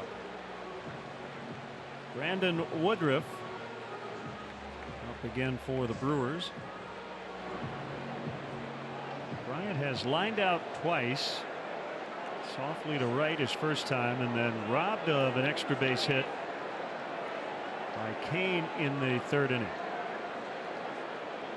Chris has yet to homer since coming back from the DL. Strike one.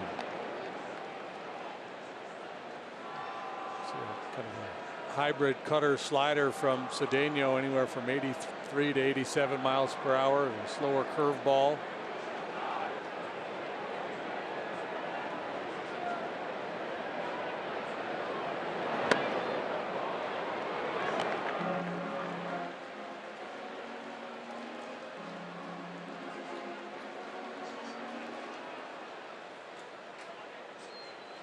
Two DL stints for Chris. The last one cost him 35 games.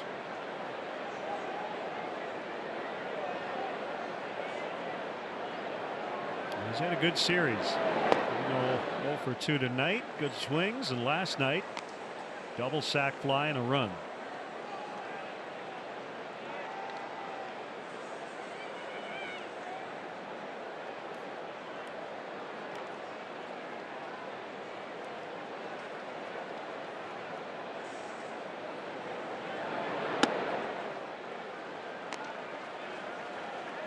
Two and two with Rizzo waiting on deck.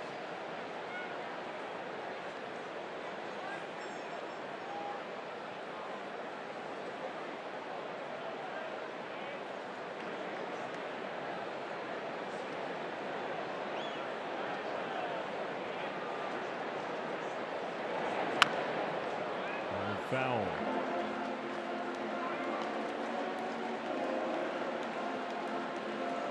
Each team with one hit. Caratini an RBI single in the second made it 2-0. Kane with a leadoff single in the fourth for the Brewers.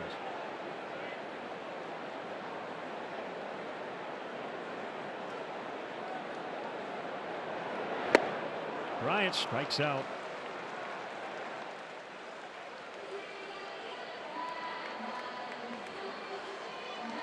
Let's see who's going places. Brought to you by Toyota. Let's go places. Highest second half OPS in the NL. Yelich, Acuna, Rizzo, Harper, Goldschmidt.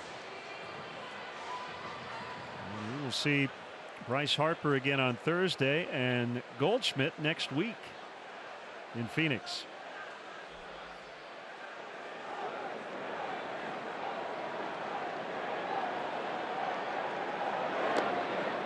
Yeah, the Diamondbacks have been fading here lately. They've dropped 3 in a row. They've won just 2 of their last 10. 3.5 games behind the first place Rockies. Coming into play tonight.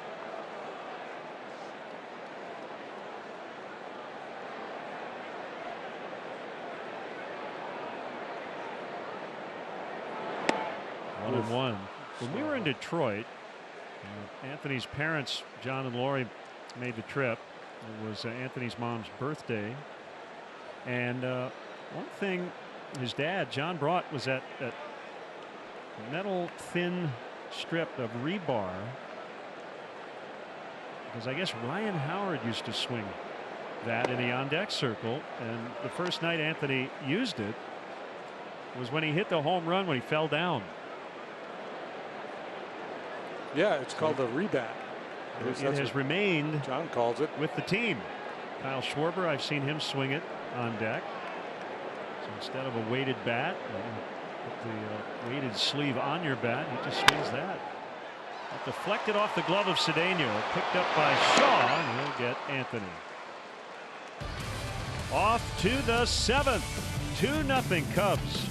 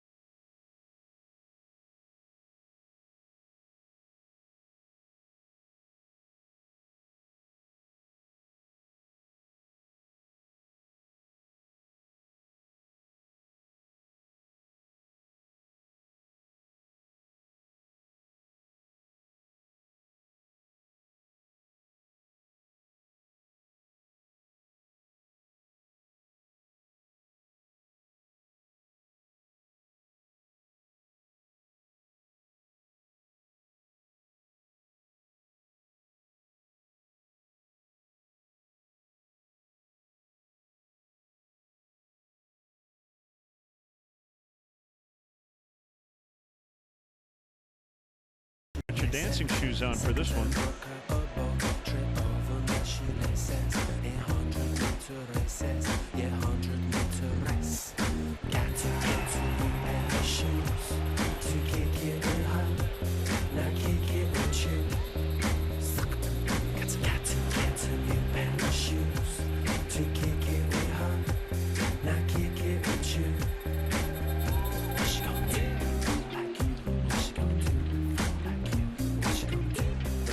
Fujiya and Miyagi, the song Collarbone.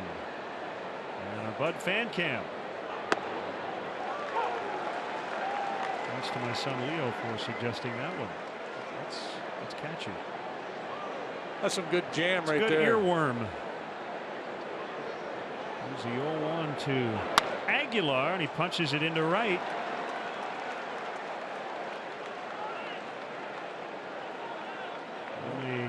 Second hit of the ball game for Milwaukee. Yeah, I think just good recognition on the part of Aguilar there that Quintana's thrown the ball very well and hitting a lot of spots. So willing to just shoot one the other way and take a single instead of trying to find something he can knock out of the ballpark.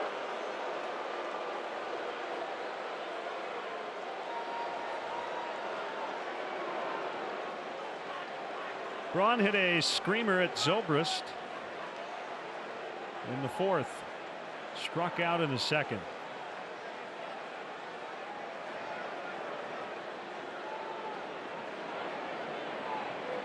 Late innings, 2-0 Cubs. They've got a one-game lead in the Central.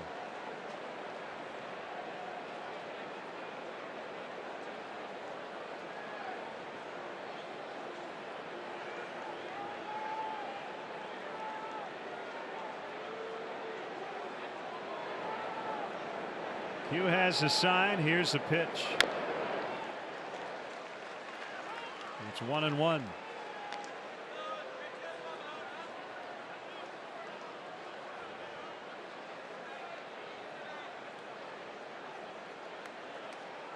Contemplating all the possible options with his bullpen guys versus the bench guys for the Brewers.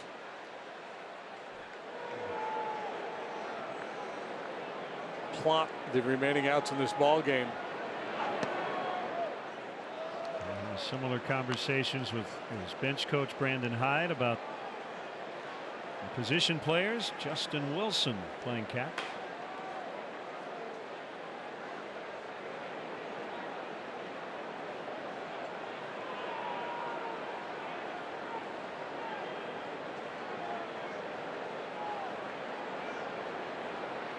Two and one to Braun. Stayed off the barrel that time. Jammed him a little bit. And Bryant will make the catch. One away.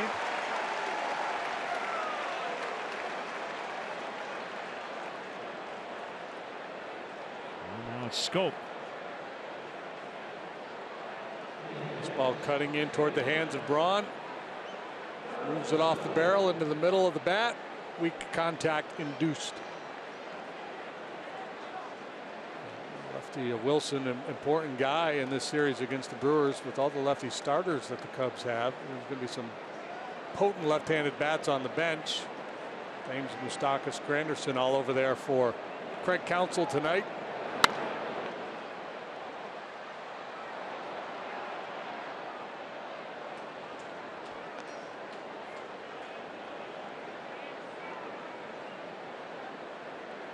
More quantity from the right side, but the quality is from the left side on the Brewer bench.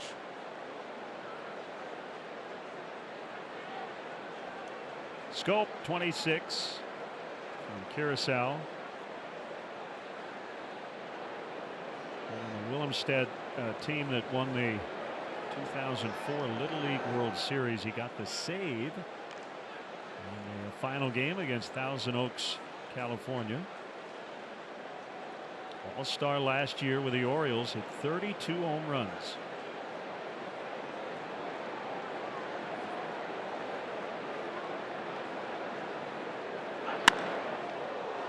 Smash foul to left.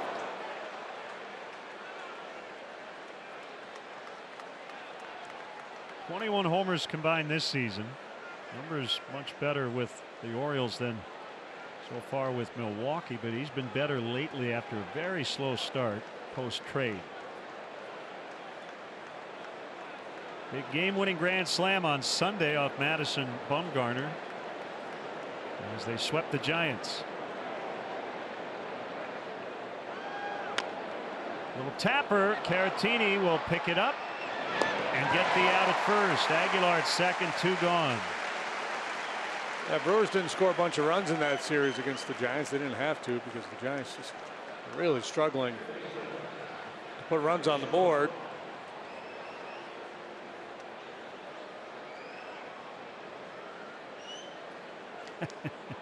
My buddy Ken Corso from the umpire room thought there were 3 outs.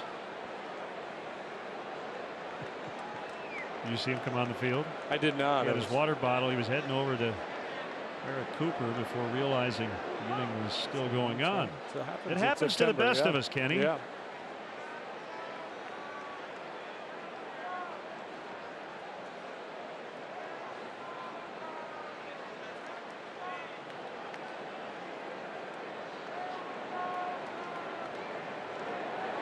Well, you make a great point about left-handed starter and having a left-handed reliever behind him in September. I hadn't really heard that point made before, but before the roster expansion, you think you go left-handed starter, you got a right-handed pitcher, make that other manager make moves, but you're right on.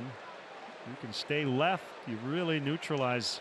Yeah, just keep all those guys out you of play. mentioned. Yeah, and the Cubs have 5 left-handed arms in their bullpen now. They don't. Not many of them are in the circle of trust right now. So I don't know. Other than Wilson, who Joe would use in a high leverage situation, probably De La Rosa.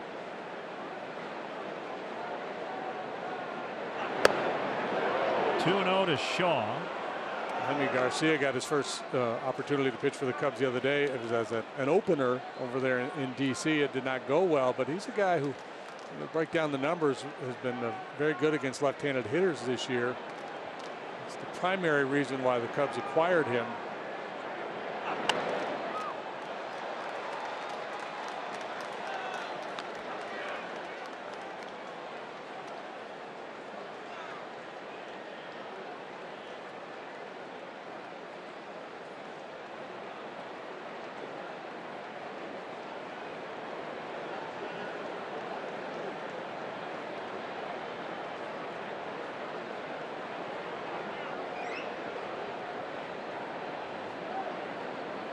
Two 2-1.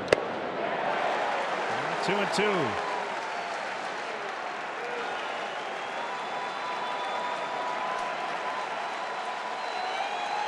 So we had that graphic up earlier about pitchers when they face a team in consecutive starts and how the ERA is, well, for this season, almost a run higher. That has not adversely affected Quintana here tonight. He's been outstanding yet again.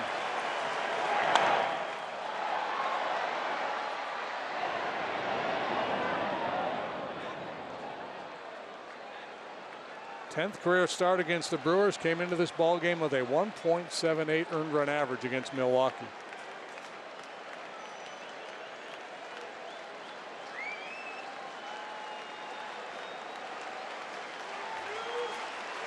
Yep, and word was they were in on him last year before the Cubs got him from Baltimore.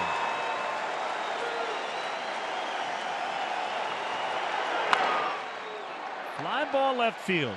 Bryant racing over, and it's out of play.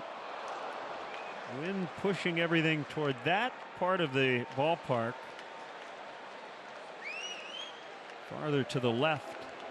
Struck Shaw out back in the second inning on a kind of a soft curveball, well out in front of it. That ball stayed up a little bit. I was able to get some decent wood on it.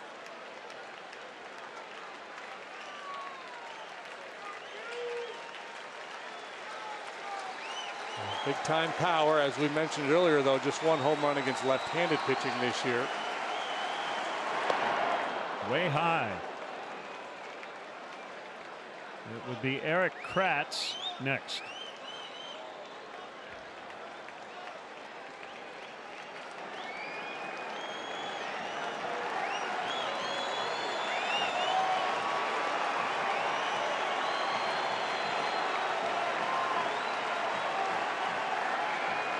3-2 is hit off the end of the bat foul. So Shaw giving him a battle. A lot of fans on their feet. They're ready for the 7th inning stretch. Not quite there.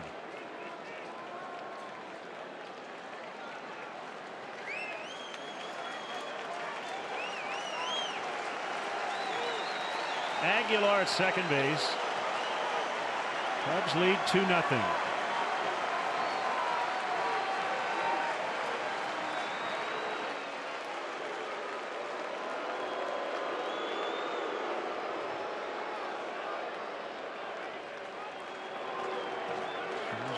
Home run power, but as JD mentioned earlier, only one of his 28 homers has come against a lefty this season.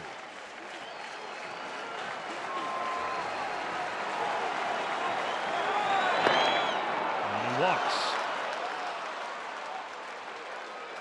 Well, he earned it. He really hung in there, fouled off some pitches.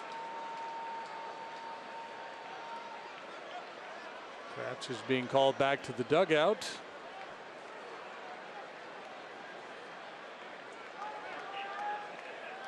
Hernan Perez will bat for him. And they have a couple of backup catchers, so something they can easily do here. I guarantee Craig Counsell's hoping that Joe would go bring a right-hander into this game, and then he could burn Perez and send Granderson up there, but that's not going to happen.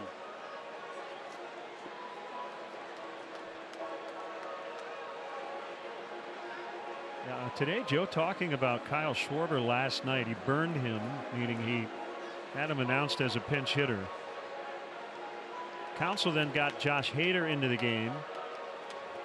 Joe pinch hit for Schwarber and used David Bodie instead, and Joe said it was by design. Schwarber was not going to hit because of the back. He was a decoy, and he said he just wanted to get Hader into the game as early as possible and use up his pitch count so he wasn't available tonight, maybe even tomorrow. And then Hader struck out all 6 guys he faced. Yeah. You know, sooner or later his presence was going to be felt in this series.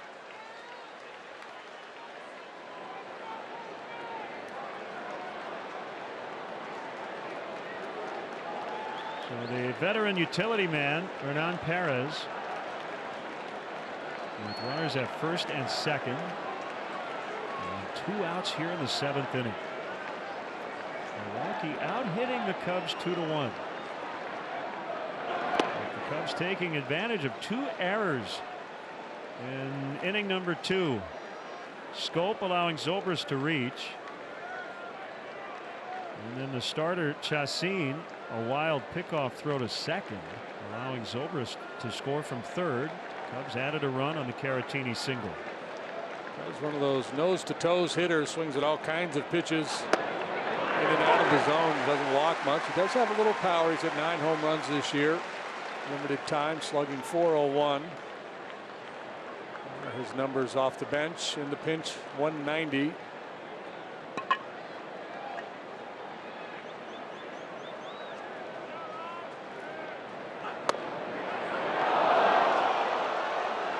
That one, 2-1.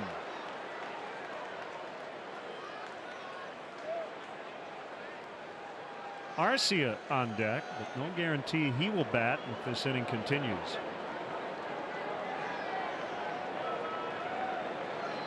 Here comes the pitch. It's a strike. It's 2-2.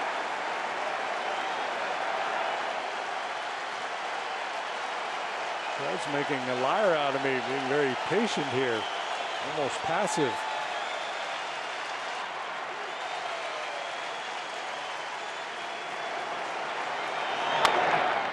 A chopper charged by Murphy. Throw to first. Out at first. And the Brewers want to hold up the proceedings to make sure. As Perez went in head first, Murphy just got him. And they might ask for a review. Why wouldn't they? Well, 7th inning, if it's even 50-50, you have to, and I guarantee you they will. Check this one. Yep. Probably beats it for sure if he doesn't leave his feet. I think he's safe. Craig Counsell will challenge the call at first. Yep. And he is safe, it appears. So an infield hit for Perez. They'll confirm via replay. That ball got kind of in on Murphy a little bit. He was back on his heels as he made that throw. Didn't get a whole lot on it.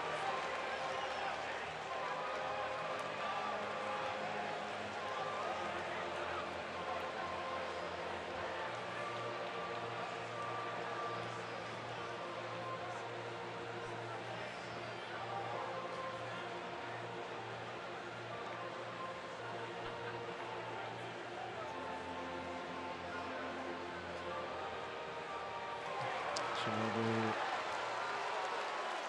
challenge is successful. Council calling Arcia back. Manny Pena will hit for him.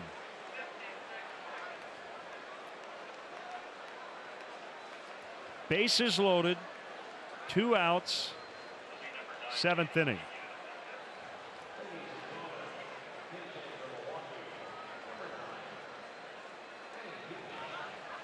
Here comes Joe, and he wants Justin Wilson.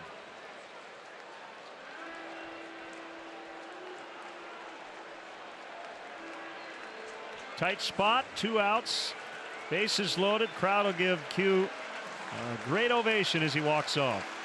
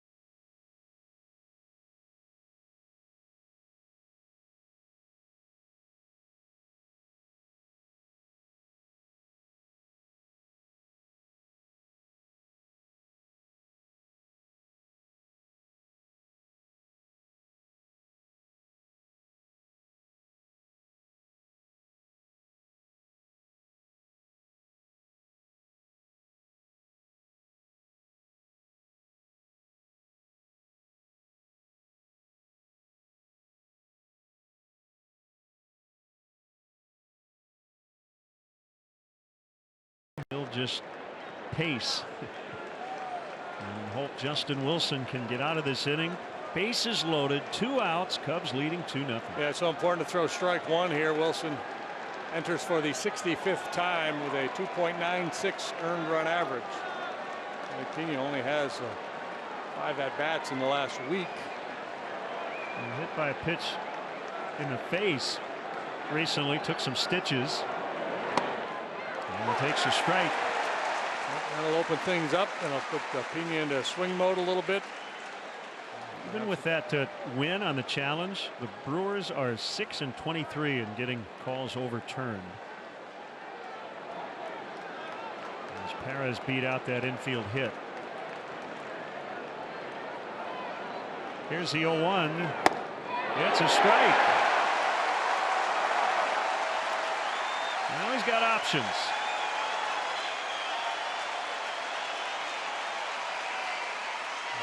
Probably going to see a couple more letter high fastballs.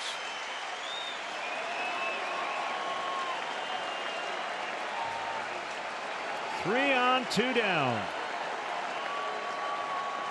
The 0-2 home. Swing and a miss. He got him on a fastball. Inning over. Time for the 7th inning stretch. Brought to you by Budweiser. This Bud's for you. Please direct your attention to the outfield video boards. All right. Let me hear you. Good and loud. A 1, a 2, a 3. Take me out to the ball game. Take me out to the crowd. Buy me some peanuts and Cracker Jack. I don't care if I ever get back. Oh, it's root for the Cubbies. If they don't win, it's a shame. For it's 1, 2, 3 strikes, you're out at the old ball game. Hey!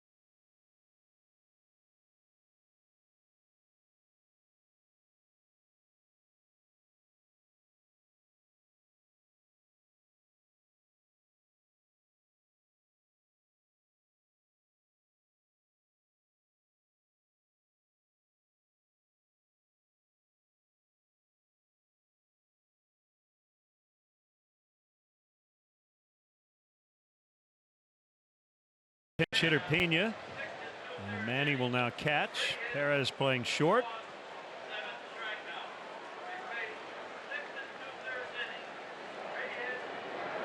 This is a Brandon Woodruff, young right-hander with a good heater, a sinker there at 95. 14 games at the big league level this year, 4 starts, 10 out of the pen, 4.19 ERA, up and down 6 different times between Milwaukee and the minor leagues. League batting .231 against him.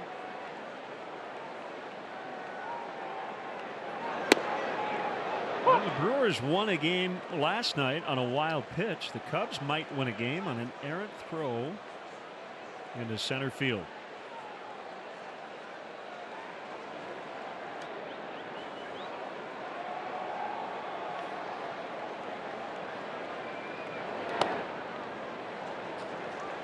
It might be the biggest out Justin Wilson has recorded as a Cub.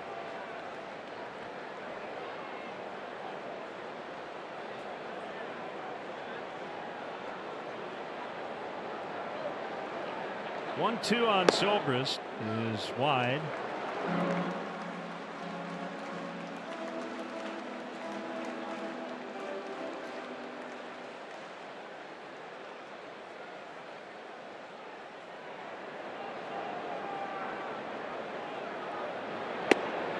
Got him that time. Cheese at the knees there from Mr. Woodruff. Cub fans, do you know what tickets you want for next season? Here's your first chance to secure those seats to your must-have games for the 2019 season. Visit Cubs.com/deposits for all the details.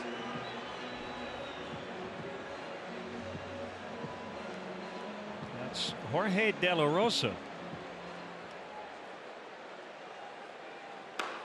As Baez digs in. He has walked, scored, and struck out.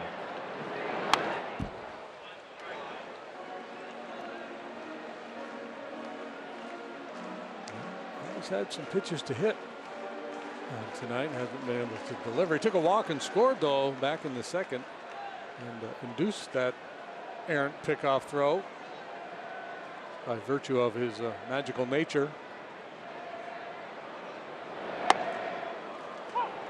Pretty good chance you'll see Woodruff competing for a rotation spot for the Brewers next year.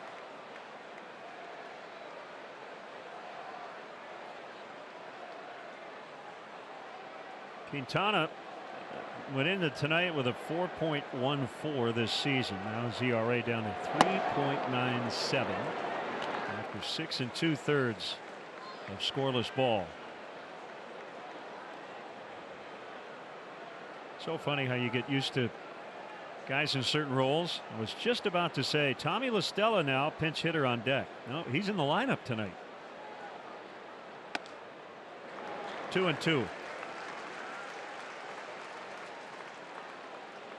He's had one of the best swings of the night on a night where there hasn't been much offense. He had a blast to straightaway center field that Kane was able to run under.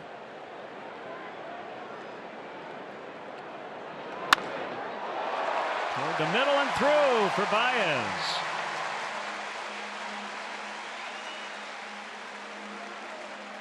Throw to first. It was close.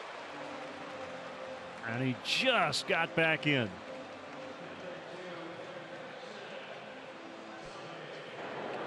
Yeah, he got a little careless here and was lucky to get away with it.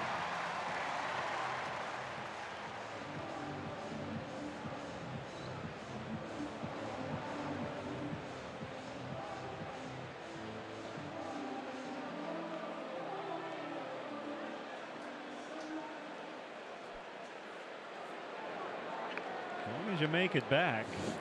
Somewhat surprised that ball didn't end up in the dugout. Yeah. A couple of them did last week. Time had been called. So if you are charting pickoff attempts, that one didn't count.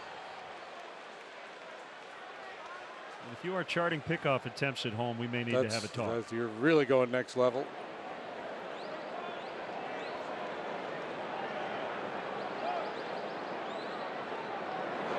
Stella hits a ground ball to Scope. They'll get one at second, and no relay throw will be made.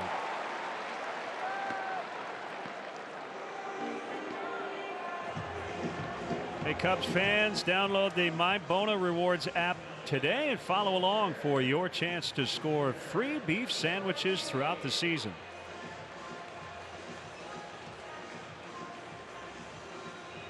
We tempted to run Terrence Gore here.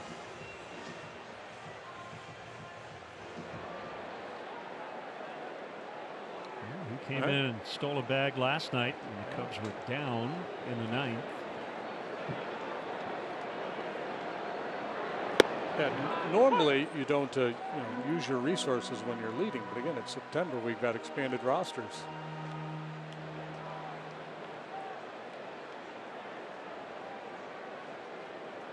Tommy probably comes out for defense anyway.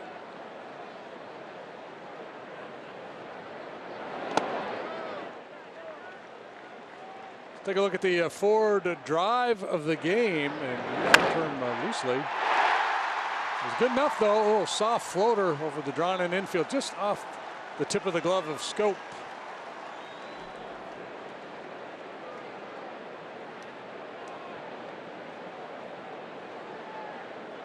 It was the Sunday drive of the game.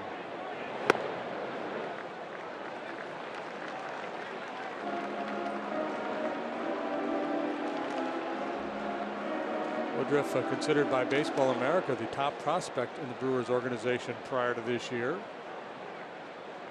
So if he turns out to be all that, he's got great stuff. They get Jimmy Nelson back, the current group they already have. This rotation has a chance to be really something. They've outperformed expectations this year.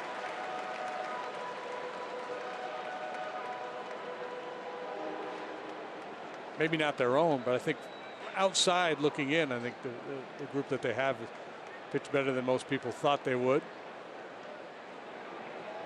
So Chavez joining De La Rosa. Jacob deGrom dropped to 8 and 9. Struck out 9, 7 innings, 2 runs. Beaten by the Marlins. His ERA is 1.71. So I believe he has 3 more starts. So the most he could win is 11, and if he were to get the Cy Young Award, that would be the fewest wins ever for a Cy Young Award winner.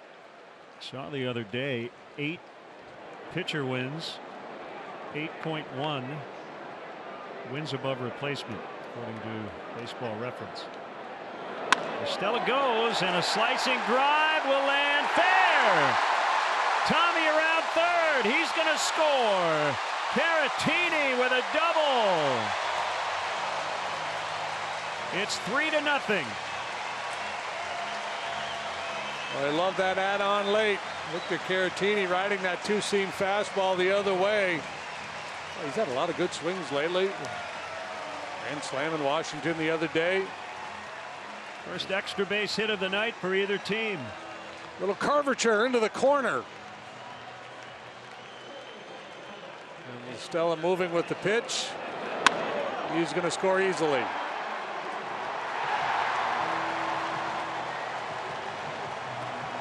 Stella got his groove back.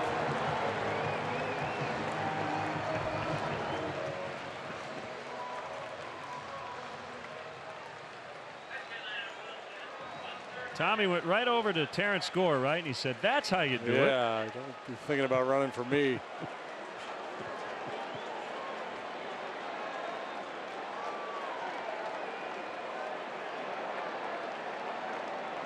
Here's David Bodie off the bench. Looking for Wilson.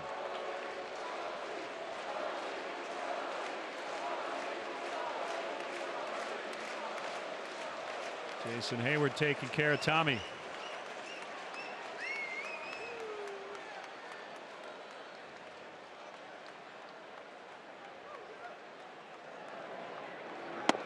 Outside, 2 balls, no strikes.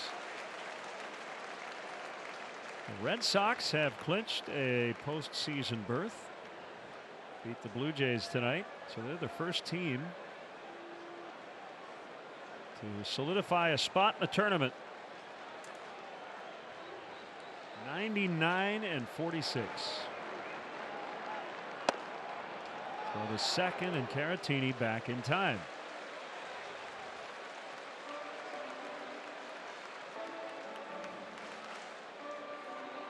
Toronto, Baltimore, Detroit, White Sox, Kansas City, Angels, and Rangers have all been eliminated already in the American League.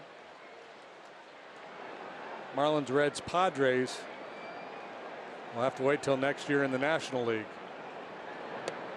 Bodie draws the walk.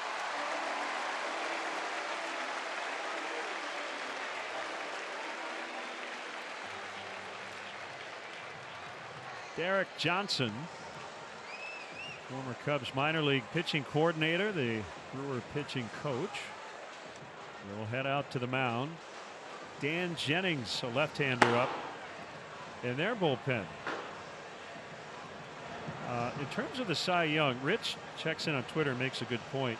You'd have to look at Cy Young winners as starters, because relief pitchers who've won it would have generally low win totals. Correct. Yep. Would your hunch be that DeGrom would win it over Scherzer and Nola at this point, if he doesn't even get another win, but his ERA stays where it is? Just, based on what I've been reading from a lot of the writers, I think he does have. He's leading in the polls, I guess I would say, but is my sense. If I had a vote, I would probably vote for him. But again, if you were to cast your vote for Scherzer, it wouldn't be a wasted vote. He's certainly deserving.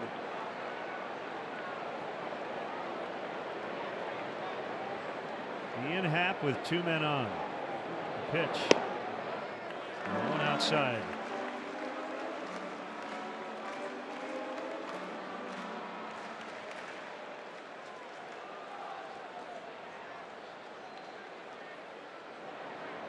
Cubs lead 3-0. Big night for Victor Caratini. Check on him again. I'm going to do it till they get it right, by golly.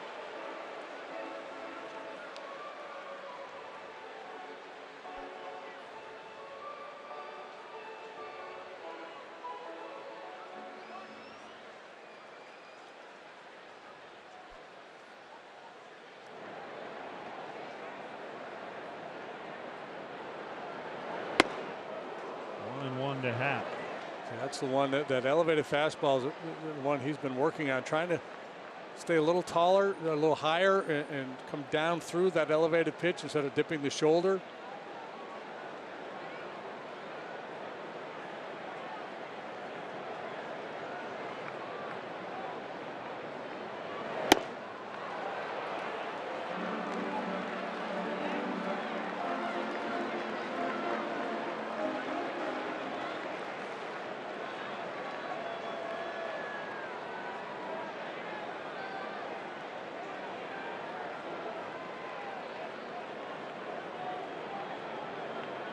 Kick in a 1-2.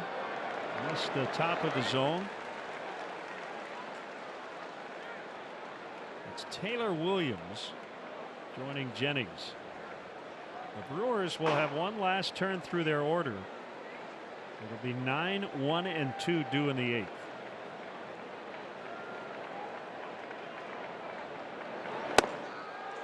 Three and 2. So you could argue the 8th inning is the big spot in terms of the guys they will use. Pinch hitter, then Kane, then Yelich. Yeah, that's where the heavy lifting will be. Go time for the runners with 2 gone. Strike 3 called, and Happ out again on strikes, but the Cubs add what could be a very key add-on run.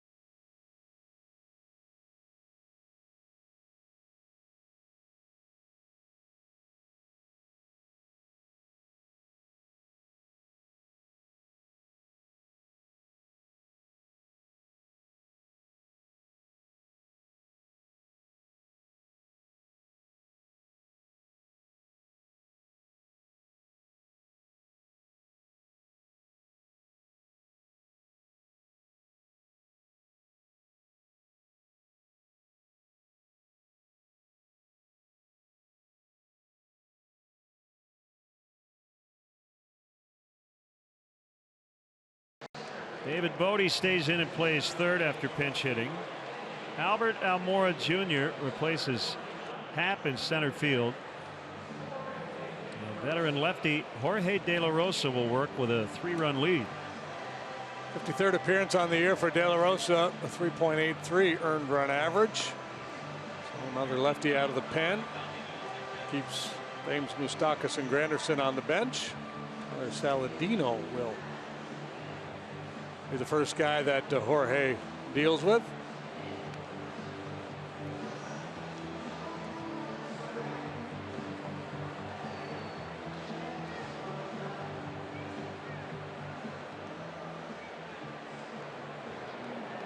So each team with 3 hits. The Cubs have all the runs.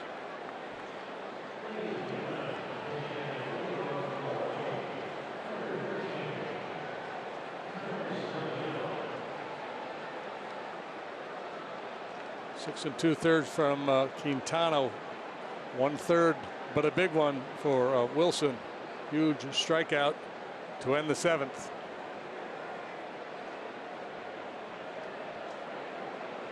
Pitch to Saladino is a strike. Tyler, a former White Sox.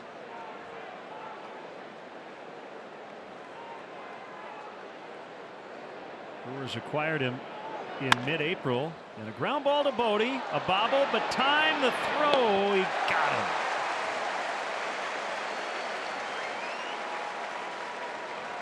One down here in the 8th. New guy challenge. Sharply hit. That ball skids a little bit on him. Jumps up. Heel of the glove. Momentary panic. Recovers. Gets his man.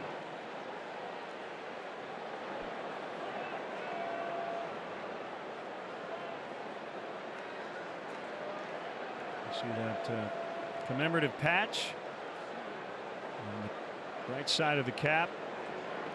Commemoration of 9/11 on this 17th anniversary. One strike to Kane.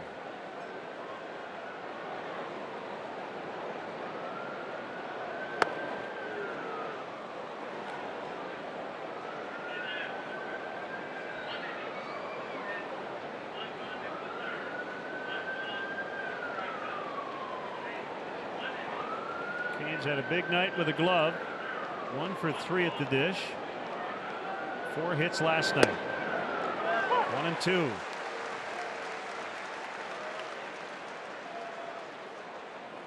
Nice job by Caratini. Framing that one. Like De La Rosa, Kane started his big league career with Milwaukee. And he swings and misses. Back for his second tour. Putting together a great year, but strikes out in this spot. Now Yelich. Hey, MLB At Bat is your #1 Cubs app. Customize your experience to catch every moment this season. Get Cubs home screen icons and features such as the MLB.TV Game of the Day, pitch tracking, in-game highlights, live radio broadcast, stats, news, and more. Download MLB At Bat today.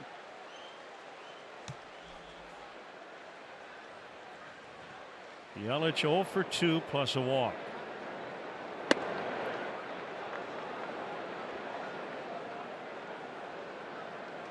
The Cubs have largely avoided his offensive wrath. The pitching has done a very nice job against him all season.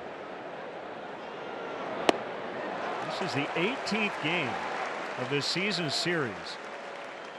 If the Cubs keep the Brewers off the board here these final 2 innings, half of the 18 will have ended in a shutout.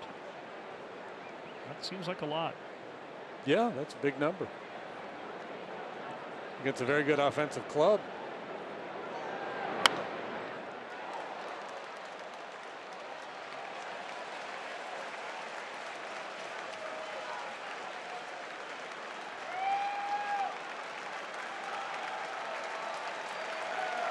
And I should clarify it. It wouldn't be 9 Cubs shutouts. It would be 9 overall Total, yeah, in the season series. 1-2 to Yelich. Hit foul on the ground.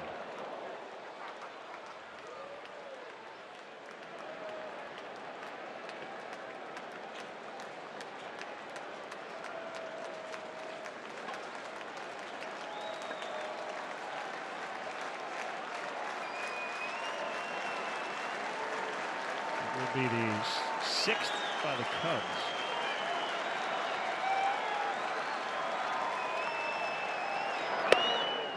Two and 2. Yelich 9 out of 51 against Cub pitching. 176 batting average. No home runs, a couple of doubles. Folks around the league are going to pay attention to how the Cubs pitch Yelich. Ground ball right to Baez, kicked up at the last bounce, but he makes the play flawlessly. Nice work, Jorge De La Rosa.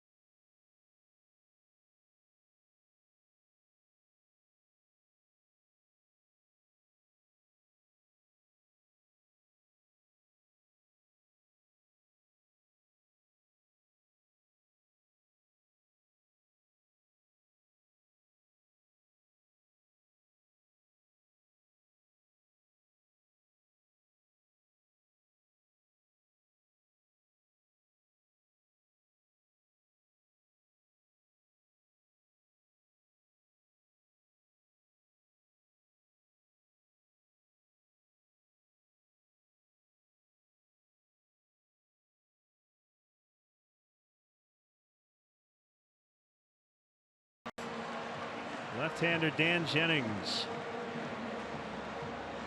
We'll work to Daniel Murphy. Dan Jennings pitching for the 68th time. 3.19 ERA. Throws a lot of sliders. He's an overpowering guy. To generate that many swings and misses.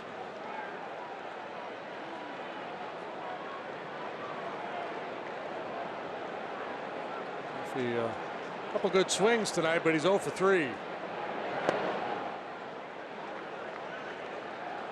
By the way, the Brewers offense has not been shut out since June 18th. They don't have a run tonight through 8.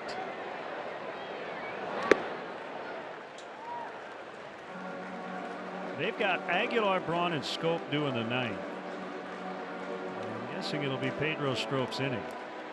So let's see what Craig Counsell does with all the left-handers on his bench.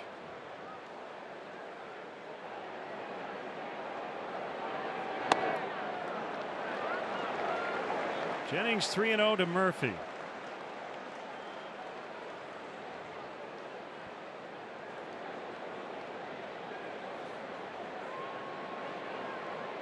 So those 3 guys, over under on how many pinch hit for. Braun, Scope. Yeah, well, I'm looking, and then look beyond them, because if he gets something going, he's going to want to be able to hit. He's not going to hit for Shaw. Might want somebody for Perez who follows Shaw. So yeah, I would say he might pinch hit for one of those. Yeah, guys. maybe Scope. Shaw makes a nice running grab.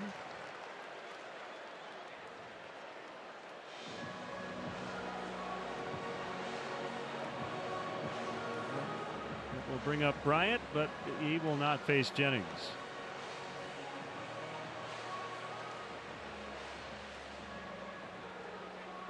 Craig Counsell will make a switch.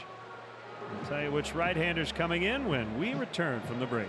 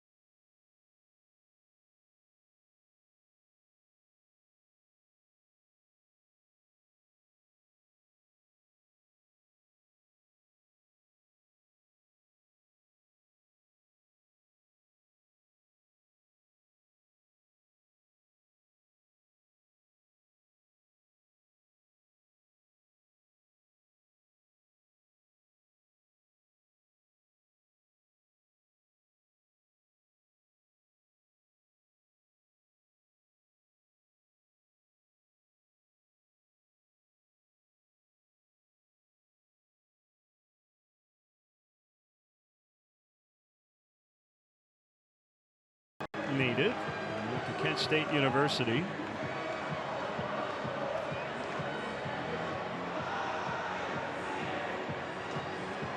Big arm, a 90s heater and a slider.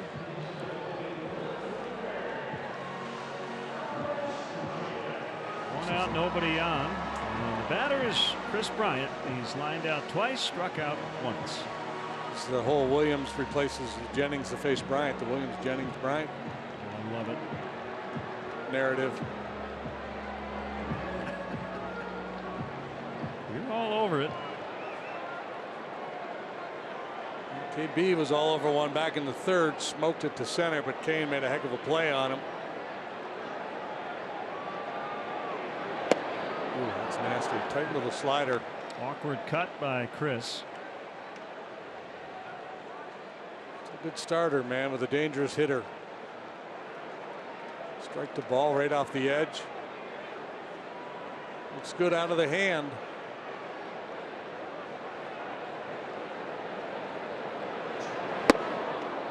Another one. It's 0-2. Pena gives a nice, quiet, low target back there. Makes himself small.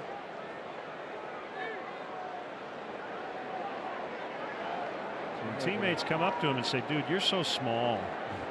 He says, "Thanks, appreciate it." There's a lack of conviction there. Pena wanted that pitch up and in. It was up, but well out. The pitcher doesn't trust coming inside. That's what you tend to see, just to pull across the zone. And try it again. Got him on a fastball. All set up by that very good first pitch slider. That'll be it for him. That seed was planted. KB couldn't pull the trigger on the good heater. It's a matchup 8th. And we'll be back.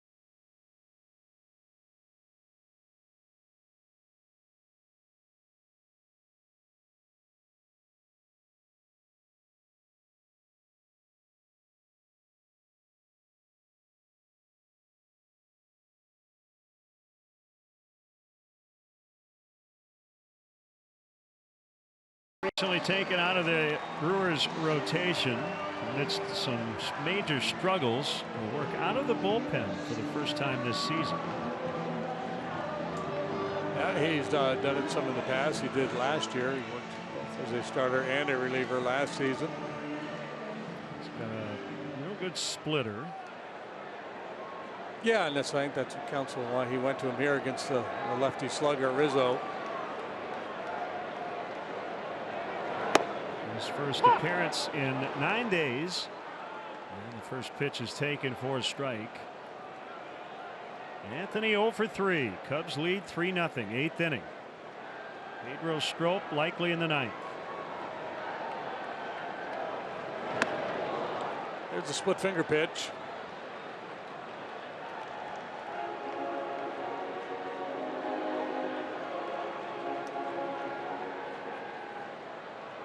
Nothing in 2.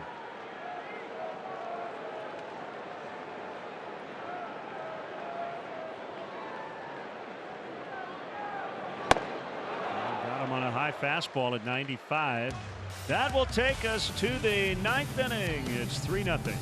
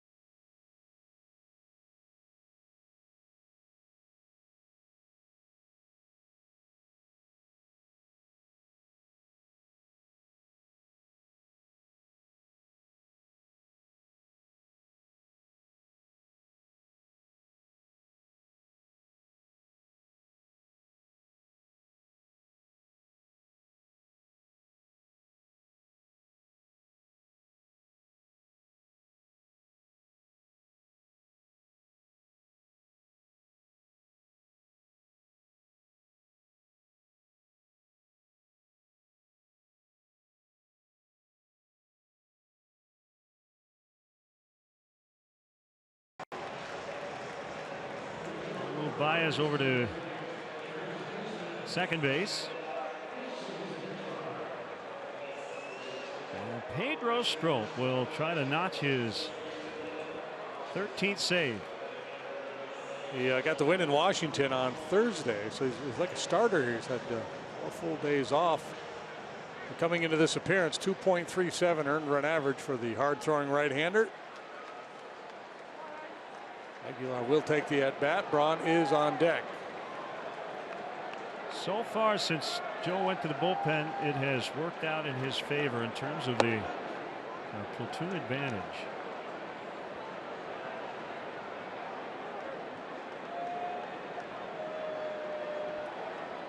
I guess you say the other, whatever team has the right left versus same side, the pitcher would have the advantage. But I would say even in the 8th, when De La Rosa faced Saladino, Kane, and Yelich, even though he faced righties twice, kept those lefties, as you said, on the bench. Toward the hole, backhanded Russell, throw to first in time. Where'd he go, new guy?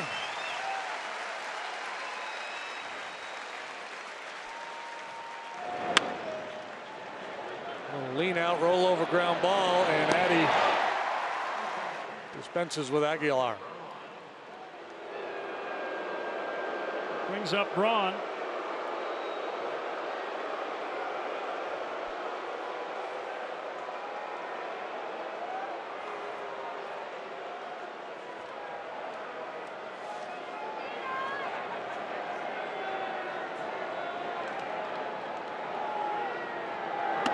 Outside for a ball on a heater, 96. 2 runs in the second, 1 unearned. An add-on in the 7th. Low hit game, each team with just 3 tonight.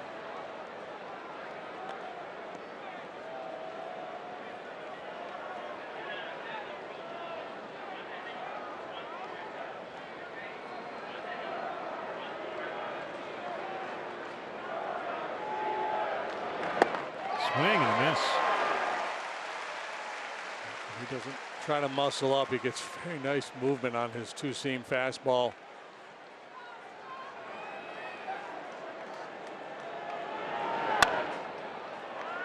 Fouled off to the first base side. 2-2. Scope is on deck. We might get a Scope matchup.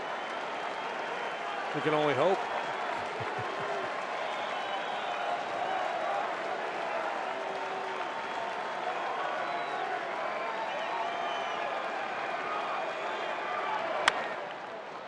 Russell again. Here's a throw. Out at first. Oh, baby, what a play. Oh, my. Yeah. Go ahead. Even Braun appreciated it. Yeah, just spectacular. One of the best in the business. Let's watch and enjoy.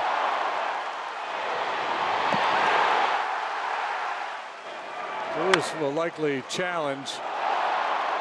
Should be out anyway, even if he beat it. Umpires will head to the headphones. Look at Bodie. New York. David Bodie's look into the dugout. Oh, that's awesome.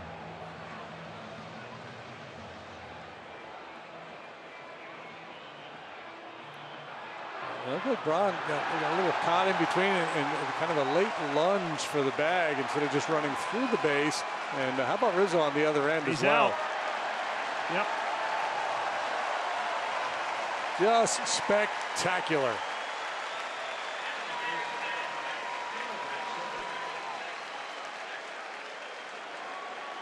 I usually put an exclamation point in the book for nice defensive plays. That might deserve 2 or 3.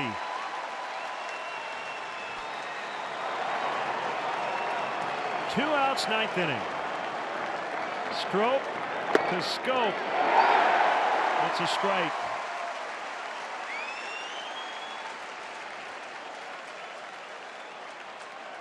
Strope pretty sharp for not having been out there in a few days.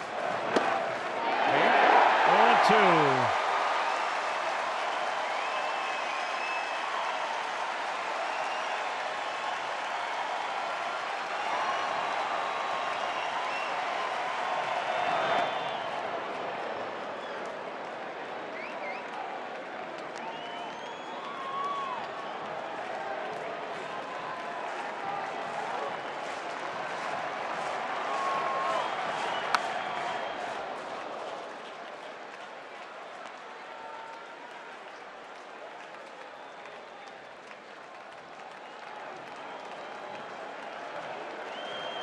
trying to push the Brewers 2 games off the pace.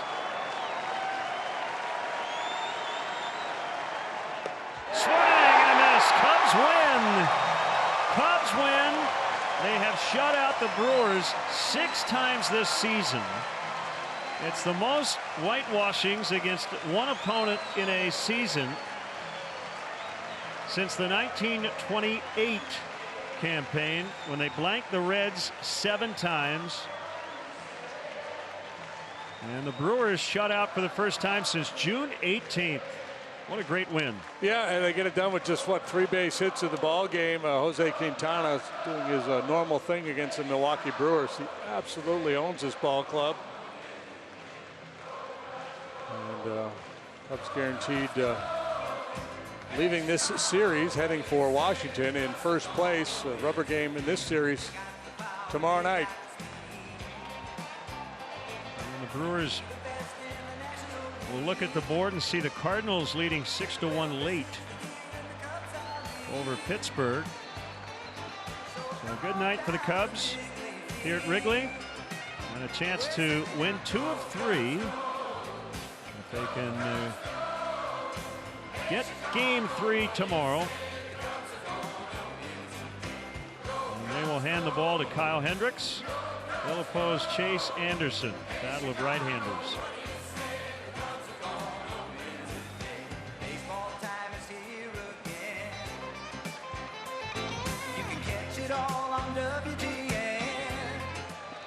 Tommy La Stella is with us. Got the start at third. Scored from first on the double by Caratini in the 7th. We were talking about Terrence Gore maybe pinch running for you, Tommy. Did you walk over to Terrence and say, that's how you do it, when you got to the dugout? Yeah, I'm way faster than he is, so I'm glad that Joe didn't pinch run for me.